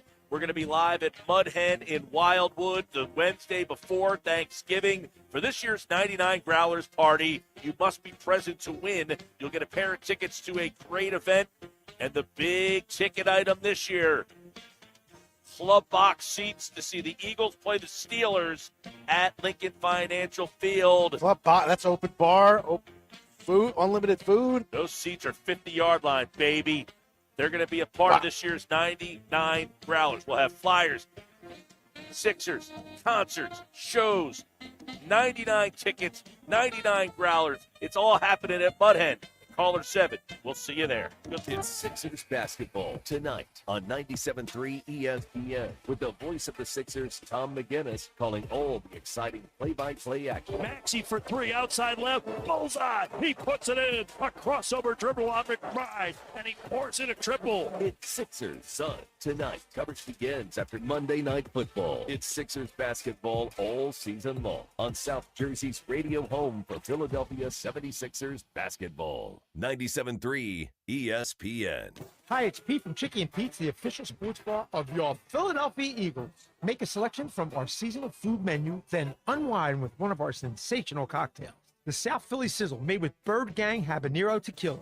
Stateside pumpkin pie featuring stateside vodka, rum chata, and pumpkin puree. Delicious fiery sangria. Tasty spiced apple punch, or the Campfire Mule at participating locations for a limited time. The official sports bar of your Philadelphia Eagles, Chickies and Pete's. Hi, it's Pete from Chicky and Pete's, the official sports bar of your Philadelphia Eagles. We're teaming up with Eagles wide receiver A.J. Brown for a new wing flavor this football season. A.J. Brown's Sweet Heat Wings. We combine the sweet and spicy flavors AJ loves, plus a portion of the proceeds benefit the AJ Brown Foundation and its focus on empowering underprivileged youth. At participating locations for a limited time, the official sports bar of your Philadelphia Eagles, Chickies and Pete's. Lowe's knows you want to get even more value for the holiday. That's why as a MyLowe's Rewards member, you get new member deals every week on everyday essentials, tools, and more. And you earn points when you shop. More points equal more rewards to help you save on holiday and more. Not a member? Join for free today at Lowe's.com/MyLowe'sRewards because Lowe's knows deals. Program subject to terms and conditions. Points are awarded on eligible purchases. See Lowe's.com/terms for full details. Subject to change. Medicare is making important changes in 2025. It's time to think about what benefits you need. AmeriHealth can help with monthly premiums as low as $0. Dental, vision, and hearing. No referrals, plus prescription drug coverage. AmeriHealth has been serving New Jersey residents for 30 years. Visit AmeriHealthMedicare.com/help25 today. AmeriHealth offers PPO Medicare Advantage plans with a Medicare contract. Enrollment in AmeriHealth PPO Medicare Advantage plans depends on contract renewal. For 75 years, Jenkins Plumbing, Heating, and Air Conditioning has been the name you trust, where one call does it all. Jenkins expert technicians have been delivering top-notch service to local homeowners. Renovating your kitchen or bath? Call Jenkins. Need a new heating or air conditioning system, service or maintenance, or even ductless air conditioning? Jenkins has you covered. They also specialize in water heaters, boilers, oil service, plumbing and drain cleaning, water line, and sewer main repairs or replacements. Call 609-641-6262 or visit jenkinsandsons.com today. Oh no, stomach issues again? Stomach issues? Who are you? Your pancreas. I could be the real reason for your diarrhea, gas, bloating, stomach pain, or loose oily stools. I thought it was my stomach. People often do, but any of these symptoms could mean having a condition called exocrine pancreatic insufficiency, or EPI. With EPI, the pancreas doesn't release enough enzymes to break down food, but EPI is manageable. Use the symptom checker on identifyepi.com and speak with your doctor. That's identifyepi.com. Sponsored by AbbVie. Get in the zone, AutoZone. Welcome to AutoZone. What are you working on today? Ah, sounds like wipers. If your wipers are streaking, skipping, chattering, or even worse, loud, you need to visit AutoZone and get some fresh new blades. We've got basic wipers to get you back on the road, as well as premium blades from Bosch and Rain-X. So if you're hearing this, just head to your nearest AutoZone or AutoZone.com. Get in the zone, AutoZone. Life can be full of risks. One thing you shouldn't take a risk with ever is your family's health insurance. If you're self-employed or you now need affordable health insurance, you need to make this free call right now and see how the Health Insurance Helpline can help you get it. 800-385-6247. 800-385-6247. 800-385-6247. That's 800-385-6247. Tune in to the Bet365 Play of the Day during the Sports Bash with me, Mike Gill, every weekday afternoon at 5:45 on 97.3 ESPN. Made possible by Bet365. Whatever the moment, it's never ordinary at Bet365. Prescription products require completion of an online consultation with an independent healthcare provider and are only available if prescribed. Subscription required. Additional restrictions apply. See website for more details and safety information. Did you know millions of people are getting prescription medications for weight loss, sexual health, better sleep, and more, all online? RexMD.com has made getting these medications fast and easy, with free delivery of the most popular medications right to your door. Just fill out a brief survey, and if appropriate, we'll prescribe and ship clinically proven options to help with issues like weight loss. I've lost 45 pounds so far. It's nice to get back into clothes that I haven't been able to wear for a long time. We can also help with insomnia. I slept through the whole night. It made me feel very well rested and ready to go for the day. And RexMD can improve your sexual health. I felt like a young man again. My wife is happier. I am definitely much happier. At RexMD.com, we've made the process fast, easy, and affordable. Visit RexMD.com right now to get started. That's REXMD.com. It's hurricane season. Are you prepared? Don't get left in the dark. Calvi Electric, a certified Generac dealer, has you covered. From installation to maintenance, they're your go-to experts for Generac generators, ensuring your home stays powered through any storm. A Generac home standby generator will automatically restore power to your home during an outage, so your life goes on uninterrupted. Put your trust in Calvi Electric, the premier electrical contractor serving South Jersey for over 115 years. Visit CalviElectric.com today or call 609-345-0151. I'm still going for it, even with higher stroke risk from atrial fibrillation and a regular heartbeat not caused by a heart valve problem. Over a 3-year study, Eliquis apixaban tablets reduce stroke risk better than warfarin, and over 97% of Eliquis patients did not experience a stroke. A first stroke occurred in 2.9% of warfarin patients versus 2.3% of Eliquis patients. Don't stop taking prescription Eliquis without asking your doctor. It may increase your stroke risk. Eliquis can cause serious and, in rare cases, fatal bleeding. Don't take Eliquis if you have an artificial heart valve, abnormal bleeding, or antiphospholipid syndrome. While taking, you may bruise more easily or take longer for bleeding to stop. A spinal injection while on Eliquis increases risk of blood clots, which may cause paralysis, the inability to move. Get medical help right away for unexpected bleeding, unusual bruising, or tingling, numbness, or muscle weakness. Medications such as aspirin products, NSAIDs, SSRIs, SNRIs, and blood thinners may increase bleeding risk. Tell your doctor about all planned medical or dental procedures. Learn more at Eliquis.com or call 1-855-ELIQUIS. Go to get your game on at the Gallery Bar Book and Games at Ocean Casino Resort. Cheers your favorite drinks while cheering on your favorite team.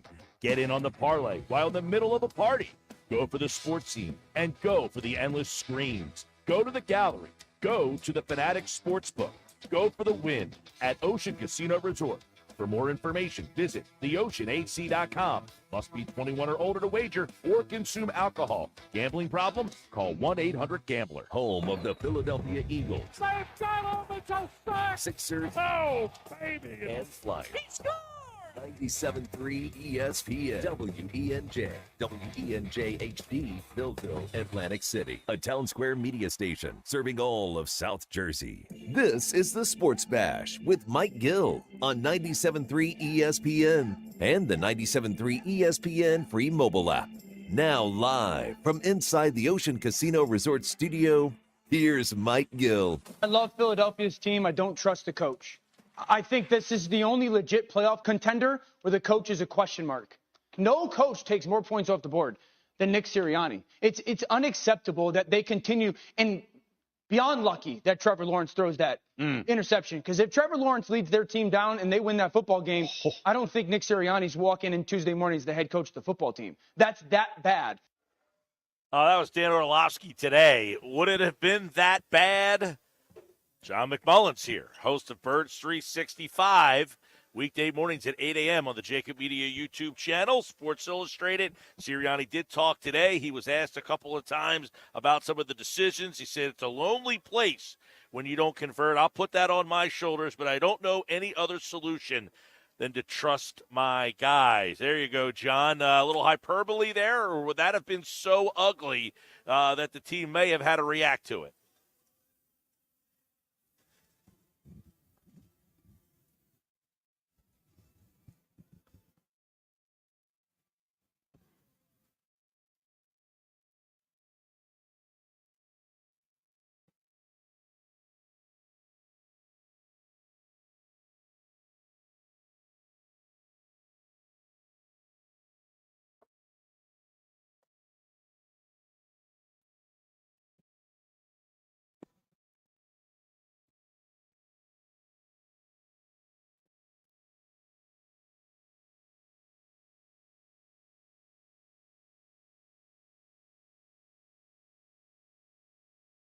Yeah, I would agree with you.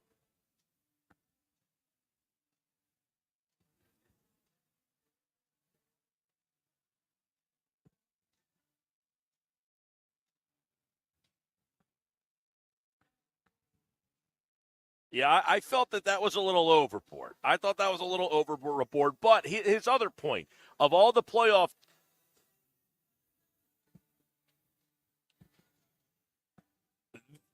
The fact that he would say that he wouldn't have got out of there on Tuesday, I agree. That's not happening. But the point that he makes that of all the playoff teams, this is the one team where I can't trust the coach. Do you look at this as hey, Sirianni really bungled this, almost lost in the game, or I ask, is this the organization's philosophy and they don't have a problem with the way that game was managed yesterday?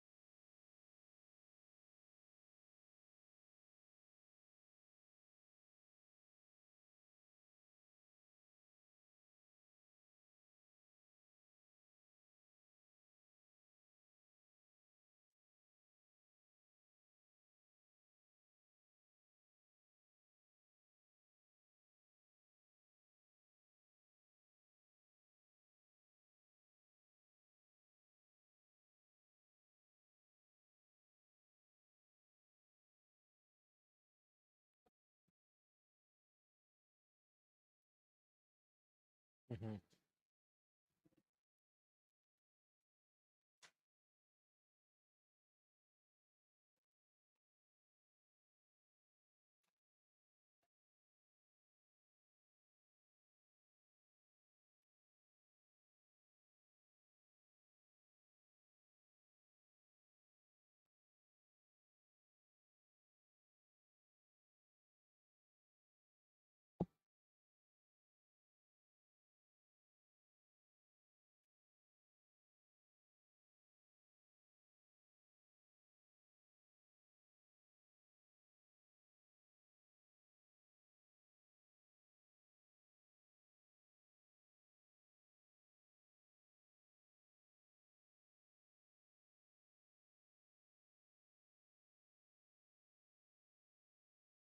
Yeah, we discussed this in the last. I said, listen, if something's going to work 80+% of the time, I can't question trying it again. So, well, just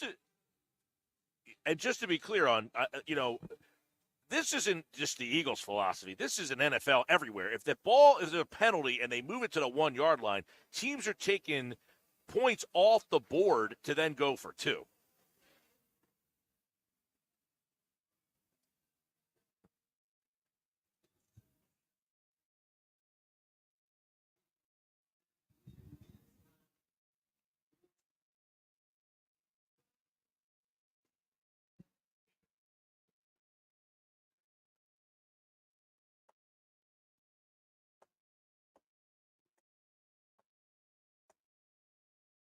Mm-hmm.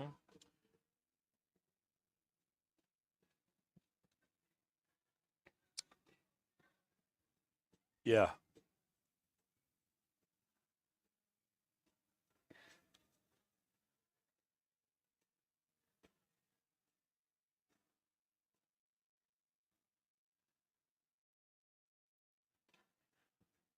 John McMullen. Yep.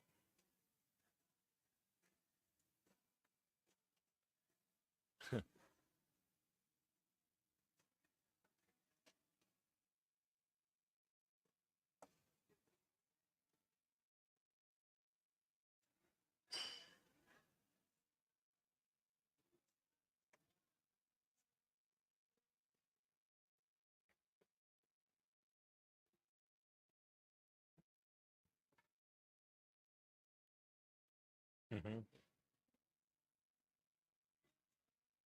Yeah. Yeah, listen, I mean, obviously, and I don't know if this is just one of those preconceived things that people just don't like Sirianni, and therefore he's the one that's going to get the brunt of this. It seems that for whatever reason, they think this team has enough talent and that they're not as good as they should be.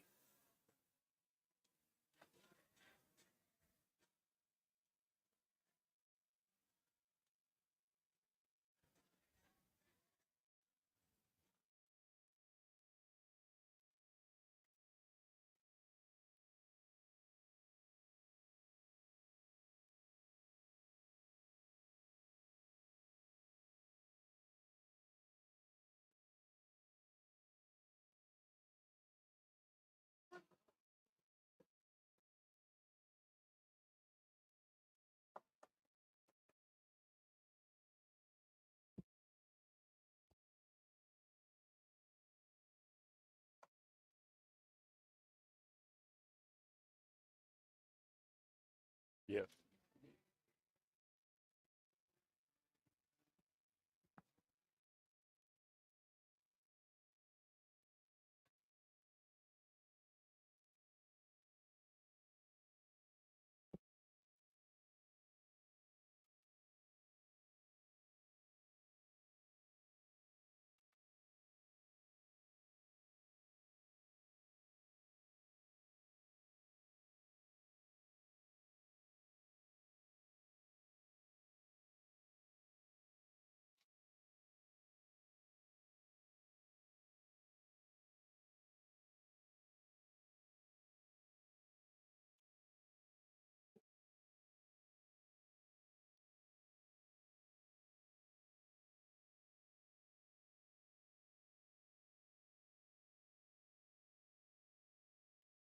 Were there any of the decisions, John, I know it's, hey, this is who they are, but are there any of them that you questioned and said, maybe not here?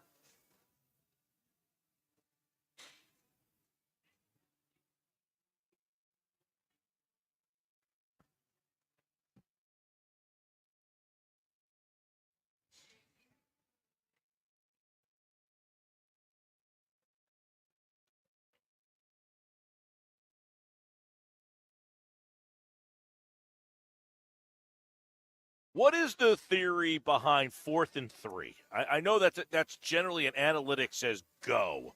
You got a field goal kicker who's very good. Why 4th and 3 in that spot? Is that a go?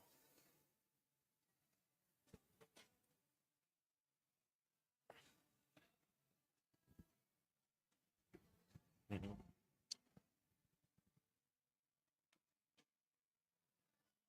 Oh, I know it's a no-brainer for them, but it's generally a no-brainer for a lot. A lot of teams are, the analytics sheet would say 4th and 3 from that spot on the field, you go for it, and, some teams will.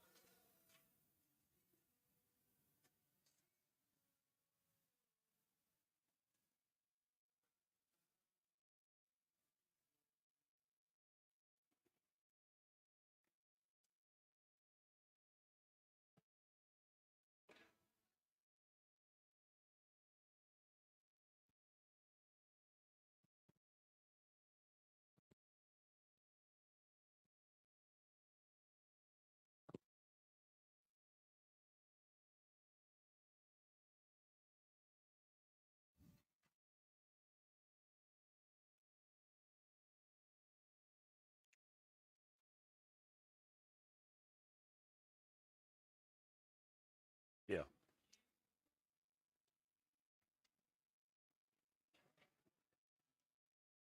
Yes, by the way, it was 4th and 3 at the Jacksonville 22, and they went for it there. Oh, I agree. I know they're always going to go for it.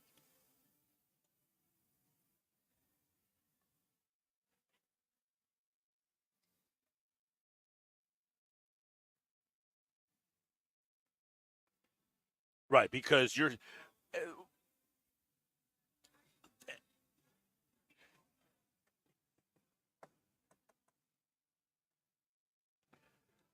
well, and the irony here, you talk about Detroit, last year, that's them. They are very aggressive. They would if Dan Campbell was the head coach of the Philadelphia Eagles yesterday, they would have gone for it the same as the Eagles did. And in the end, that's what ended up biting them against San Francisco, but they would do the same thing again.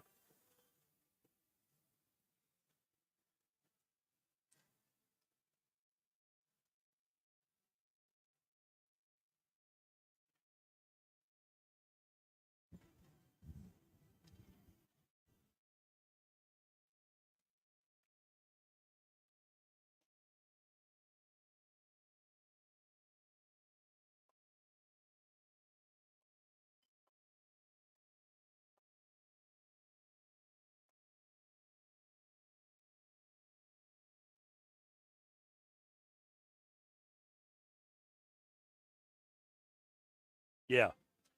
Which, yeah, I mean, right, and I am not – I have the problem I have with the analytics, and I get it. They're not changing, but is the analytics are built and based on regardless of opponent. Like the opponent is not taken into account in generating it. Like if I do something well and it's against Detroit, that should be weighed heavier than if I do something well and it's against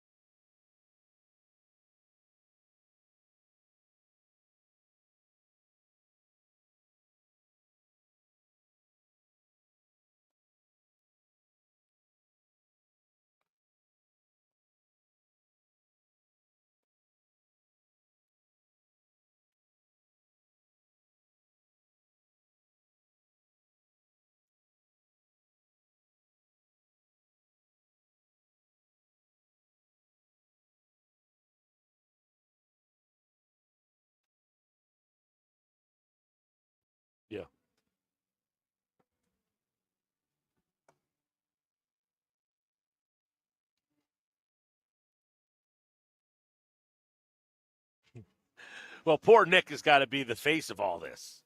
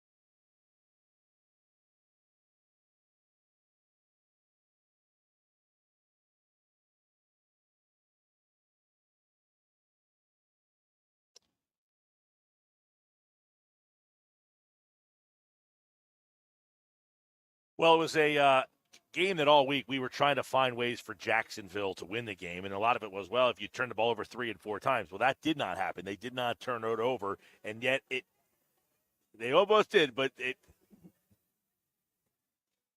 Oh, they did have this. Yes, they did have the Saquon turnover in the game, but for Philadelphia, for Hurts playing the game that he did, Barkley having the game that he did, for it to come down to the final play. Why do we think the game was as close as it was?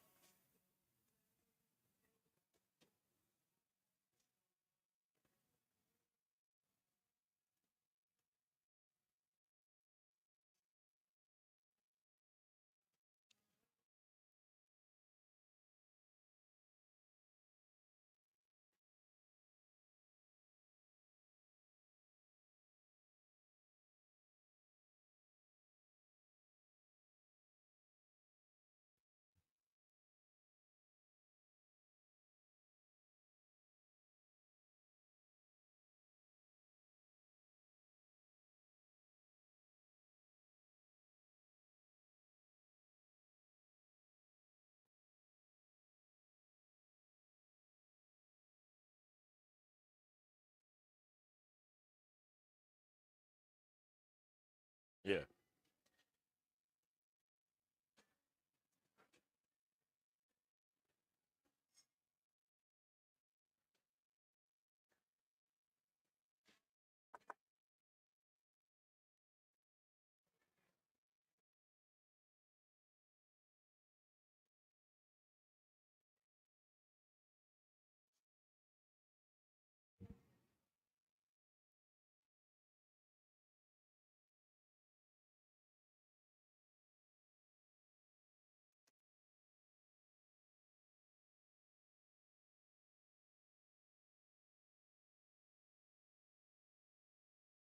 What about it's 22-16.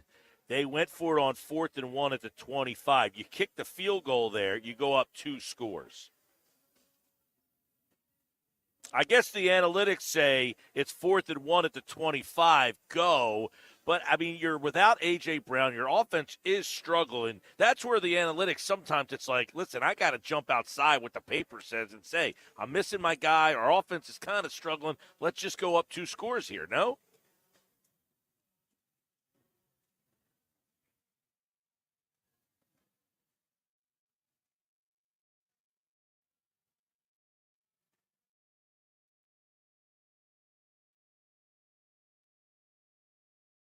And by the way, that was the play where they threw the ball instead of the tush push.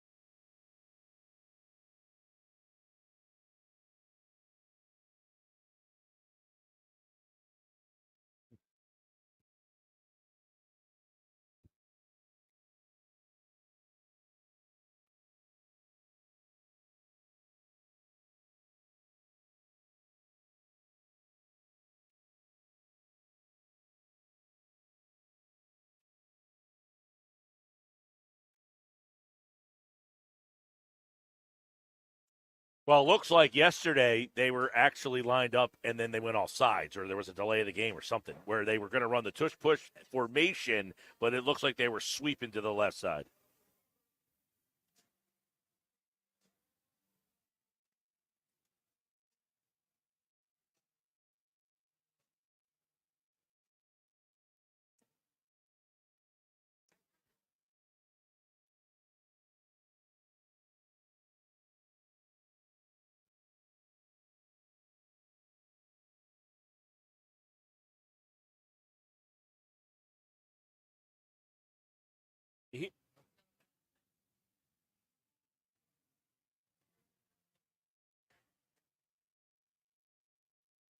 Well, here's a question I have about this, okay?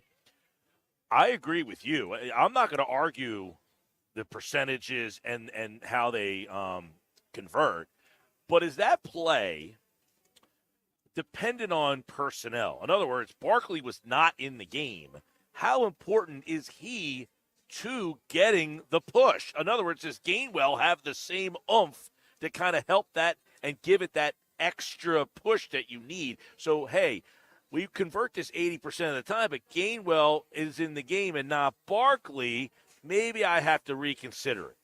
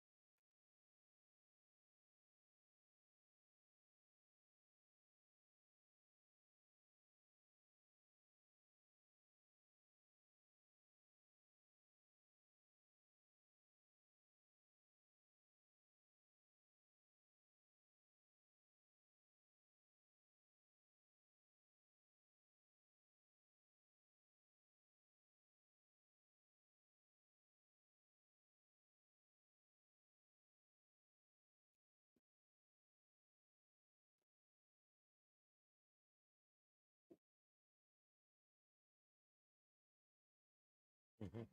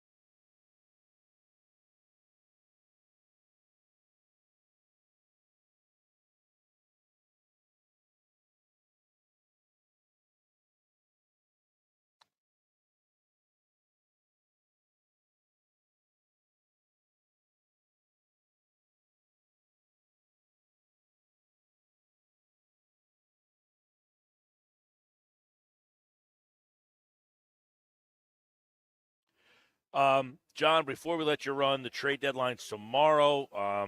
Bryce Huff, that a possibility? Does that even make sense with the dead cap or anything else?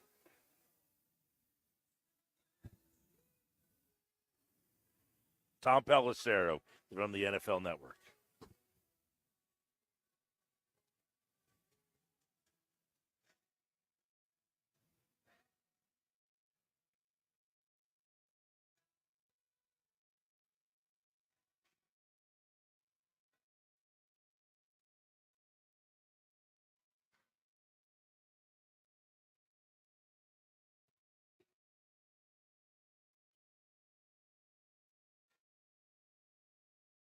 I mean, they soured on him that much already.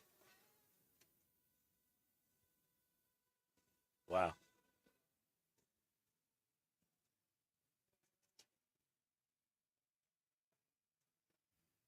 Derek Barnett available? Just kidding. I know. Yeah.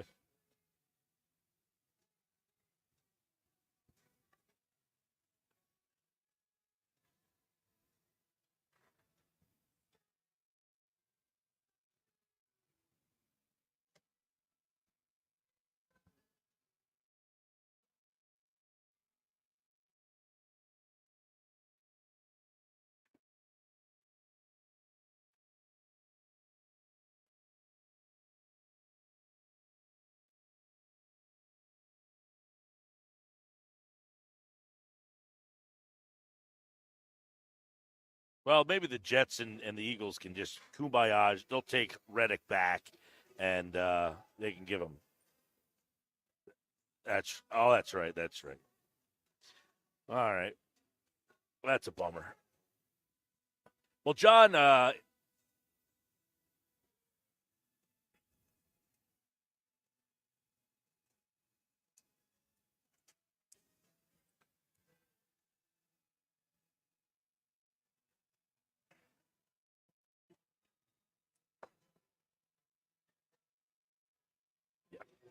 right, well, we'll keep our eye on that for tomorrow, obviously. John McMullen tomorrow morning at 8 a.m. on Birds 365 on the Jacob Media YouTube channel, at JF McMullen, and here on the Sports Bash. Thanks, John. He's brought to you by Boardwalk Honda. Shop their lineup of new, pre-owned, and certified pre-owned Hondas online at boardwalkhonda.com. All right, a lot of things there. I mean, obviously, John really, didn't take a lot of criticism on the way that the game was managed yesterday. And listen, when you're someone like John, he's around the team and understands that the analytics of it. That's kind of like, it's funny, me and my buddies, we have our text chain, and I'm not saying I agree with it. I'm just saying I understand it. There's a difference. I think some people just don't understand it and don't care. They don't care. It's just the way they would do it. I don't like the analytics, but my answer is you can't blame the guy who's basically doing what he's, I don't want to say told, but that's just the way the game is. And the game is a way that none of us grew up watching it. And he's been doing the same thing for the last several years. This isn't like a rogue situation where Nick's like, hey, you know what? I'm going to do something crazy today. Right. I'm just going to go for it on fourth down. No. It's his MO. All of these situations he has done in the past, and he's right. He's converted them in the past, and he doesn't get any praise for it. It's just status quo. But when he doesn't get it, he gets a day like today. When we come back, it's today's Big Three. Stick around. More Sports Bash coming up on 97.3 ESPN. It's the Sports Bash with Mike Gill. And I am the voice of the voiceless. On 97.3 ESPN and the 97.3 ESPN free mobile app. Hey, it's Mike Gill. The Nizam's Indian Restaurant on Route 40 in Egg Harbor Township is ready to serve you delicious Indian dishes. NJ.com ranked them as the #2 best restaurant in all of New Jersey. And this just in. It's their Eagles football special. Your table receives free tandoori, spicy chicken wings if the Eagles win for dine-in customers only. Join them for a special lunch buffet, Fridays through Sundays from 11:30 to 3 p.m. Visit thenizams.com for more information. Get in the zone, AutoZone. Welcome to AutoZone. What are you working on today? Sounds like wipers. If your wipers are streaking, skipping, chattering, or even worse, loud, you need to visit AutoZone and get some fresh new blades. We've got basic wipers to get you back on the road, as well as premium blades from Bosch and Rain-X. So if you're hearing this, just head to your nearest AutoZone or AutoZone.com. Why would someone looking for a mortgage at the Jersey Shore take a loan from a company in Detroit or North Carolina or some other far-off place? Online mortgages promise a lot, but don't always deliver. First Bank of Sea Isle City knows the Jersey Shore. We are local lenders. We use local appraisers and provide in-house processing. We understand the unique obstacles of financing in Cape May County. Don't take a chance. Local banking is better. Let us guide you. First Bank of Sea Isle City. Member FDIC. Equal housing lender.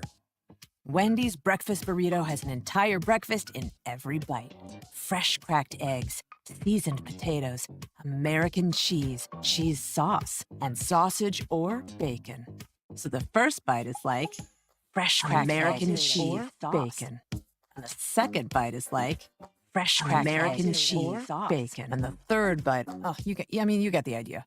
The boss of breakfast burritos, gotta be Wendy's. Participating U.S. Wendy's during breakfast hours. I'm Mike Mackler. At Goldenberg Mackler, we represent you, not the insurance companies. When seriously injured in any type of accident, call us. We'll speak with you for free and fight to get you the money you deserve. When injured, make the right call to Goldenberg Mackler. For the best lawyer, call Goldenberg Mackler. With 4 convenient locations to better serve you: Atlantic City, Northfield, Rio Grande, and Vineland. Call us at 609-344-7131. Shop Dell Technologies' early holiday savings event for their lowest prices of the year. The future is on sale today with limited time deals on select PCs like the XPS 16 that accelerate AI with Intel Core Ultra processors. Early holiday savings is their biggest sale of the year and the best time to upgrade, but it's only here for a limited time. Shop now at Dell.com/deals. That's Dell.com/deals. JCPenney has more gifts, bigger savings for every holiday wish list. Celebrate the season that never stops giving. From denim to diamonds, PJs to perfume, and mixers to massagers, we're giving you more options than ever at a value that helps you give a little extra. Looking for more bright ideas? We've got the big brands everyone wants. From Levi's to Legos, there's more to love for them and you. All the deals, all the feels, all the gifts to go around. JCPenney, make it count. Xfinity here. How can we help? Hi, my entire family's obsessed with all things Wicked, but my kids can't stop watching the trailer, and now they're having a Wicked-themed sleepover. Do you think our internet can handle all of the streaming and memeing going on? Well, we've engineered our Xfinity gateways to handle hundreds of devices at once, so they can all stay magically connected. Wow. Are you a wizard?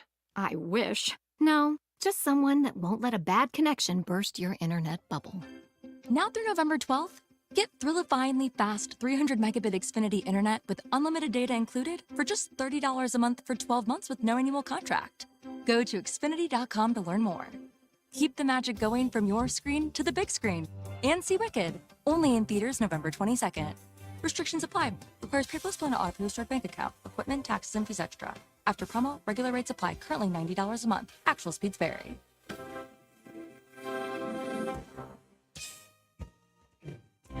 This is the Town Square, New Jersey Info and Weather Network. Progressive Insurance presents the Sports Flash on 97.3 ESPN. Paul George expected to make his Sixers season debut tonight. Philadelphia and Phoenix to take on the Suns. Sixers lost 4 of their first 5 games of the year. Saturday, they fell to Memphis by 17 points. Joel Embiid will remain out. He manages his left knee injury. This will be a 3-game West Coast road trip. The Flyers will be in Raleigh, North Carolina to take on the Hurricanes Tuesday night. Philadelphia lost Saturday to the Boston Bruins, ending a 2-game win streak. This is the start of a 3-game trip for the Flyers that will include games against Tampa Bay and Florida.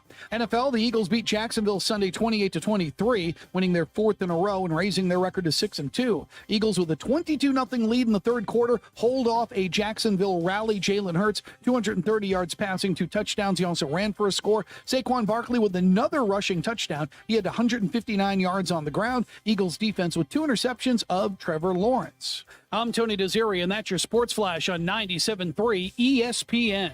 You're a winner when you play Borgata's Winning Wonderland. Now through December 28th, earn entries for your stake in over $1 million in prizes, including 2 2025 Range Rovers. Visit theborgata.com. Must be 21 or older. Gambling problem? Call 1-800-GAMBLER.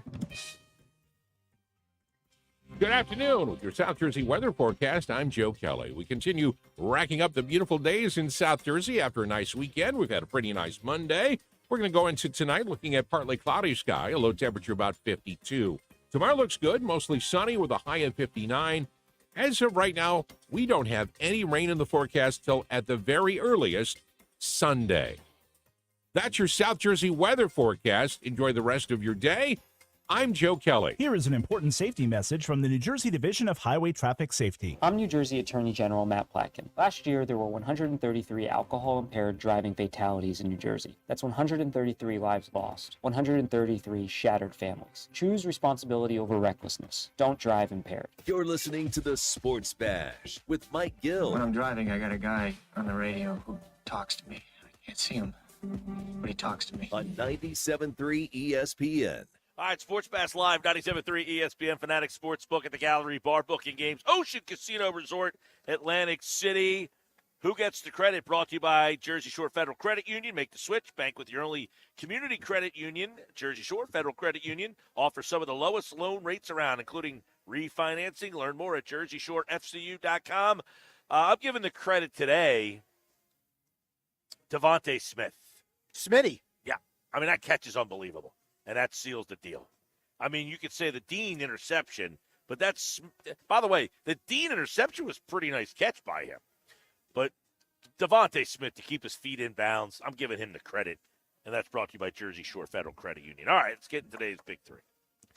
All right, Mike, let's start with this morning on Unsportsmanlike, heard every Monday through Friday from 6 to 10 a.m. on 97.3 ESPN.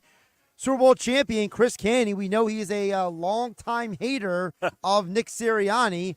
Well, he says that this man saved Nick Sirianni's job yesterday. Trevor Lawrence throwing that pick to Nakobe Dean saved Nick Sirianni's job. It let him off the hook because the conversation, the volume around all of his coaching gaps throughout the course of this season would have been on 10 this week. That would have been the question. You have a team with a running back. He got 200 yards from scrimmage yesterday, 159 yards rushing. Saquon Barkley was phenomenal. Jalen Hurts, he's been great. It's exactly what you want it to be. I don't understand why you want to get in the way of your team having success. I mean, listen, I understand what he's saying, but, like, we just had John on for a little longer than normal, but it's not changing. Like, we're all sitting here, and everybody's taking shots at Sirianni, but it's not changing. Like, I think we have to come to terms with, like, everything in the world and in sports.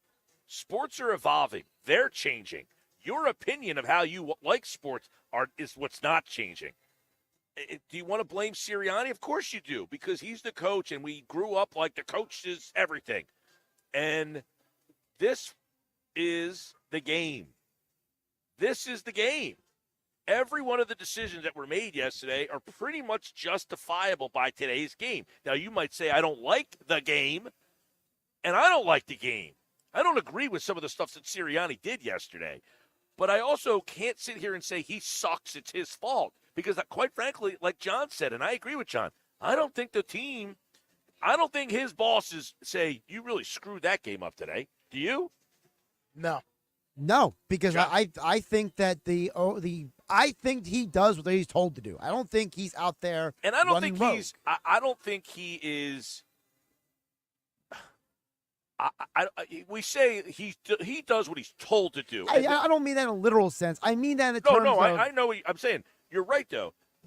He's on board with it. That's right. why he's here. Right. He believes in it, but like he would do it if he wasn't. But they're all on board together. Nick Sirianni applies for this job, and they hired him because he says, I'm aggressive. 4th and 3 at the 20. Right. We go for it. And they say, that's the kind of mentality we want. Right. That's the guy we want. And by the way, they've shown that because the last 3 head coaches they have hired are all head coaches who have aggressive traits, right? Listen, if these things work, if they go for it in 4th down and they get it and they end up scoring a touchdown, and at the end of the day, the Eagles win 42-17, we're all saying they kicked the crap out of that team. Right. That is what the ceiling of the result is. You have to accept that if you don't convert in some of those moments, the aesthetics of the victory might not be as nice as you want it to be. You just hope that it really doesn't catch up to him in a right. But let's vital game. Let's all get on. Let's ask this question and see if everybody's on board with this. Don't you have to be that aggressive team if you really want to beat the best of the best? You can't play a conservative game and think that you're going to beat Green Bay or Detroit or San Francisco or Washington. Well, because you Mike can't play that way and think that you're the best. The reason why you can't play that way is because those teams are aggressive too. Exactly, but that's my point. You're right, Josh. You can't not play the way they play and believe you're the best. The reason they think they're one of the best is because they think that they can convert those plays more times than not. Exactly. You know, when they played the Saints a couple weeks ago, we talked about, I said, the only thing that was worse was how timid the Saints were against you. They didn't trust their guys at all. Right. And that guy got fired today, by the way. Correct. And they've lost like 7 straight games. The moral of the story is we want every decision to go the way that we would do it. And the Eagles are saying, if we want to be the best version of ourselves, we need to be aggressive. We need to convert these, but we also have to keep doing this because if we don't, we're just another team in the middle of the pack. Mike, my second bite for you today on the Big Three on ESPN Plus's NFL Prime Time. Chris Berman and Booger McFarland were talking about who should be the favorites in the NFC East. And Booger said this team is the favorite, and he has a specific reason why. It's the quarterback. Jaden Daniels, it's amazing. 2 touchdown catches today. Only 2 receptions. They didn't have their full complement of weapons, but what they did do is they're using what they have, and what they have is one of the top 5 receivers in football, I think, in Terry McLaurin that nobody talks about. He was big today. Jaden Daniels continues to mature. I think they're the best team in the NFC East right now. They're going to get an opportunity to prove it against Philly down the road, but I love the way they're playing, and they're backing up their rookie quarterback. Well, I don't know that McLaurin's a top 5 wide receiver in the league, but he's pretty darn good. I said if that Washington team got quarterback play all offseason, if Jaden Daniels can have the impact that Stroud did, I said I think that team can be a team that goes from worst to first. You're seeing it now. And they've got good playmakers. They've always given the Eagles some problems, even when they've had Sam Howell and other mediocre quarterbacks. Taylor Heineke. Carson Wentz. Now they have an MVP candidate. I watched that game yesterday. That was the one that was on in our market yesterday, and I watched that whole game. That kid's very good. He's very good. With that said, though, last week they were dominated by Chicago. I mean, that was a tough game for them. So Chicago they do have holes. I will say Chicago came in that game with a great game plan. Like but they found a way to weather the storm, and that's why they won the game. Right, but it's not like they don't have holes. What I think that Washington is now, what they weren't before, is they take the personality of the coach, and the coach is tough. They're a tough-minded team. They believe. They want to play for him, and they have a guy now that they believe in. They never believed in Taylor Heineke, and they didn't believe in any of these other scrub quarterbacks that they had. Now they believe in him because they've always had some weapons. They've always had some interesting weapons. Their offensive line has always been a disaster, and that's a little bit of a problem for them still. That might catch up in the end. The difference between Philly and Washington right now might be offensive line play. We'll see. Mike, my third bite for you. Over the weekend, of course, the news dropped late Saturday night of Joel Embiid and his showdown with the reporters in the locker room. And ESPN Radio's Gabe Neitzel commented late night on ESPN Radio right here on 97.3 ESPN these thoughts on Saturday night. I think it's fair to question Joel Embiid's availability, right? Would have likely been the league MVP for the second consecutive year had he been able to stay healthy for the requisite 65 games in order to, make postseason teams and win postseason awards. I think you can bring that up without making it personal and talking about his late brother and his son. That being said, you still can't get physical if you're Embiid. It just seems like an incredibly messy situation that the league is going to have to sort out. That's the thing, is where does it go from here? Like, listen, I think that Marcus has said, listen, in hindsight, I think the story, I can see why people are upset the way it was worded. I think he has said that. I think the organization, from what I understand, did reach out to him and apologize for the actions. Everybody's in the wrong here. I think, some people said, how did the editor allow that to get there?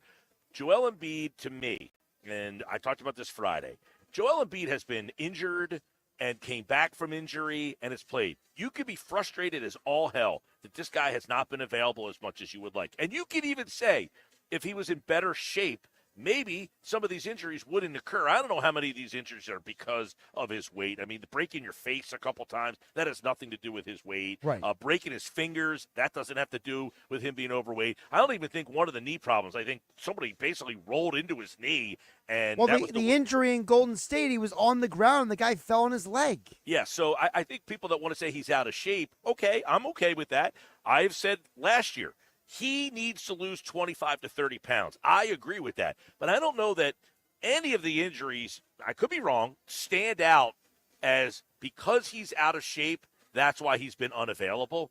I don't know. Maybe if there's an injury that I'm forgetting about that you could directly say, man, if he was in better shape, maybe he doesn't get hurt. I mean, I would say maybe you could point to him eating too much Chick-fil-A and say maybe that's the reason why he's got stomach problems. That was a little earlier in his career. Okay, fine.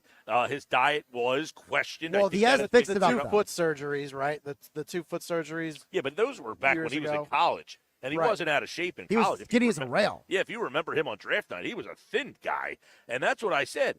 He needs to lose the weight to get back to the guy he was when he got drafted. Now, I don't know if he can get back to that shape, but there's no question. I said it. He needs to lose weight. if he wants to go through the rigors of an 82-game season. But I don't know that any of his injuries are directly related to why he's been hurt. It's more about a knee condition, probably, right? No, you might say the Degenerative weight knee that condition. he carries has caused his knee to deteriorate, maybe? Right. I don't know, but I don't know that that's why he's had certain surgeries or whatever. All right, Sports Bash Live, 97.3. What I do know is this. Torn meniscus. They're Should being mention on the that. West Coast right now. They are saying, thank God, because this thing might just kind of vanish away. And Paul George is playing tonight. And maybe if they can get a win against a good Phoenix team. They got a tough trip here. Phoenix, Clippers, the whole West Coast thing. By the way, we'll have Sixers tonight on 97.3 ESPN. When we come back, it's the Bet365 Play of the Day and another chance for you to qualify for this year's 99 Bottles Party. This is South Jersey's official home for Philadelphia Eagles football. The Eagles continue the 2024 season this Sunday in Dallas against their NFC East rival Cowboys. Let's pass another, leaps over a third, and knocks down at the 30. What was that? Listen to all the action with Merrill Reese and Mike Quick with pregame coverage starting at 3 p.m. and kickoff at 4:25. This is the play-by-play home of the Philadelphia Eagles. 97.3 ESPN, South Jersey's Eagles station. Go to get your game on at the Gallery Bar Book and Games at Ocean Casino Resort. Cheers your favorite drinks while cheering on your favorite team. Get in on the parlay while in the middle of a party. Go for the sports scene and go for the endless screams. Go to the Gallery. Go to the Fanatic Sportsbook. Go for the win at Ocean Casino Resort. For more information, visit theoceanac.com. Must be 21 or older to wager or consume alcohol. Gambling problem? Call 1-800-GAMBLER. My friends swim no matter the season, but my moderate to severe plaque psoriasis can sometimes take me out of the moment. Now, thanks to Skyrizi and clear skin, count me in. With Skyrizi, Risankizumab Riza, a prescription-only 150 milligram injection for adults who are candidates for systemic or phototherapy. 3 out of 4 people achieved 90% clear skin at 4 months. Don't use if allergic to Skyrizi. Serious allergic reactions and an increased risk of infections or a lower ability to fight them may occur. Before treatment, your doctor should check for infection and tuberculosis. Tell your doctor if you have an infection or symptoms such as fever, sweats, chills, muscle aches, or cough, or if you plan to or recently received a vaccine. Thanks to Skyrizi, there's nothing on my skin, and that means everything. Ask your doctor today about Skyrizi, the #1 dermatologist-prescribed biologic in psoriasis, and visit skyrizi.com or call 1-866-SKYRIZI to learn more. This is a story of the one. As a maintenance specialist for university housing, he knows college students can major in wear and tear. Plus, housing so many students doesn't leave a lot of room to house all the supplies he needs. That's where Grainger comes in. With over 1 million industrial-grade products and fast, dependable delivery, Grainger carries the quality products he needs so he doesn't have to. From a new door hinge to a whole new faucet. Call, click Grainger.com, or just stop by. Grainger, for the ones who get it done. Step into the heart of Tuckerton at Doyle's Poorhouse, where great food meets a family-friendly atmosphere. Craving a hearty meal or a place to unwind with friends? Doyle's Poorhouse of Tuckerton has it all. Mouth-watering dishes, crafted with care, and the best events in town. Live music nights and community gatherings. There's always something happening at Doyle's Poorhouse of Tuckerton. Visit them today and experience the warmth of their hospitality. Doyle's Poorhouse of Tuckerton, where every visit feels like coming home. Visit Doyle's Poorhouse of Tuckerton, your new favorite spot for food, fun, and family. Some people just know they could save hundreds on car insurance by checking Allstate first. Like, to check that your seats aren't in the visitor section first, before buying tickets. I'm so excited for this game. I can't believe you got us tickets. Me too. Wait, are we on the wrong side? Yeah, checking first is smart. So check Allstate first for a quote that could save you hundreds. This is going to be a long game. You're in good hands with Allstate. Savings vary, subject to terms, conditions, and availability. Allstate Fire and Casualty Insurance Company and Affiliates, Northbrook, Illinois. Shop Dell Technologies' early holiday savings event for their lowest prices of the year. The future is on sale today with limited time deals on select PCs like the XPS 16 that accelerate AI with Intel Core Ultra processors. Early holiday savings is their biggest sale of the year and the best time to upgrade, but it's only here for a limited time. Shop now at Dell.com/deals. That's Dell.com/deals. The time of year for killer deals. You've had your eye on some hot new wheels. We want to pay off your loan or lease and tell your old car to rust in peace. Get to Matt Blatt Kia today. Buried in a loan or lease? Matt Blatt Kia wants to get you released and treat yourself to 0 down, 0 payments until next year. Even 0% after 72 months on every clearly marked new Matt Blatt Kia in stock. You won't need a costume to get a brand new Matt Blatt Kia Forte LXS under 20 grand. That's right, a brand new Kia, just $19,999 with any trade. That's less than most used vehicles. It's gotta be a Matt Blatt Kia. Bulletproof credit 24 EV9 and 6, $13.88 per thousand. Not all will qualify. Credit may affect down payments. Offers can't be combined. Go to mattblattkia.com for complete details or 888-505-6670. Price includes all costs to be paid by consumer, except for licensing, registration, and taxes. Through KMF. Rebate and incentives to deal. Expires 10/31/24. Matt Blatt Kia, 6211 Black Horse Pike. Egg Harbor Township. And on Route 37 in Toms River. You're listening to The Sports Bash with Mike Gill on 97.3 ESPN and the free mobile app. The Bet365 play of the day. It's brought to you by Bet365. Do we have any standings from Friday? Yes, we do, Mike. You went 4-1 on Friday. 4-1. Brings us to? You are overall 53-31. I like it. That's called stacking pennies, my friend. Bang, bang, bang. Let's keep it going. K-Dot and 4.5 receptions tonight. Bucky Irving over 52.5 rush and receiving. Paul George, 4 rebounds. Over. By the way, my folks are here, gallivanting in this casino. All day. My father walks over to the table, hands me this ticket. Sixers +7. Total odds -105. There you go. Hopefully it's a winner. That is the Bet365 plays of the day. K-Dot and 4.5 receptions. Over. Bucky Irving, 52.5 rushing receiving yards, over.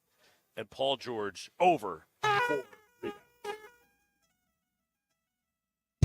And before we get out of here tonight, it's your last chance of the day to qualify for this year's 99 Growlers Party. 609-403-0973, 609-573-3776, 609-573-3776.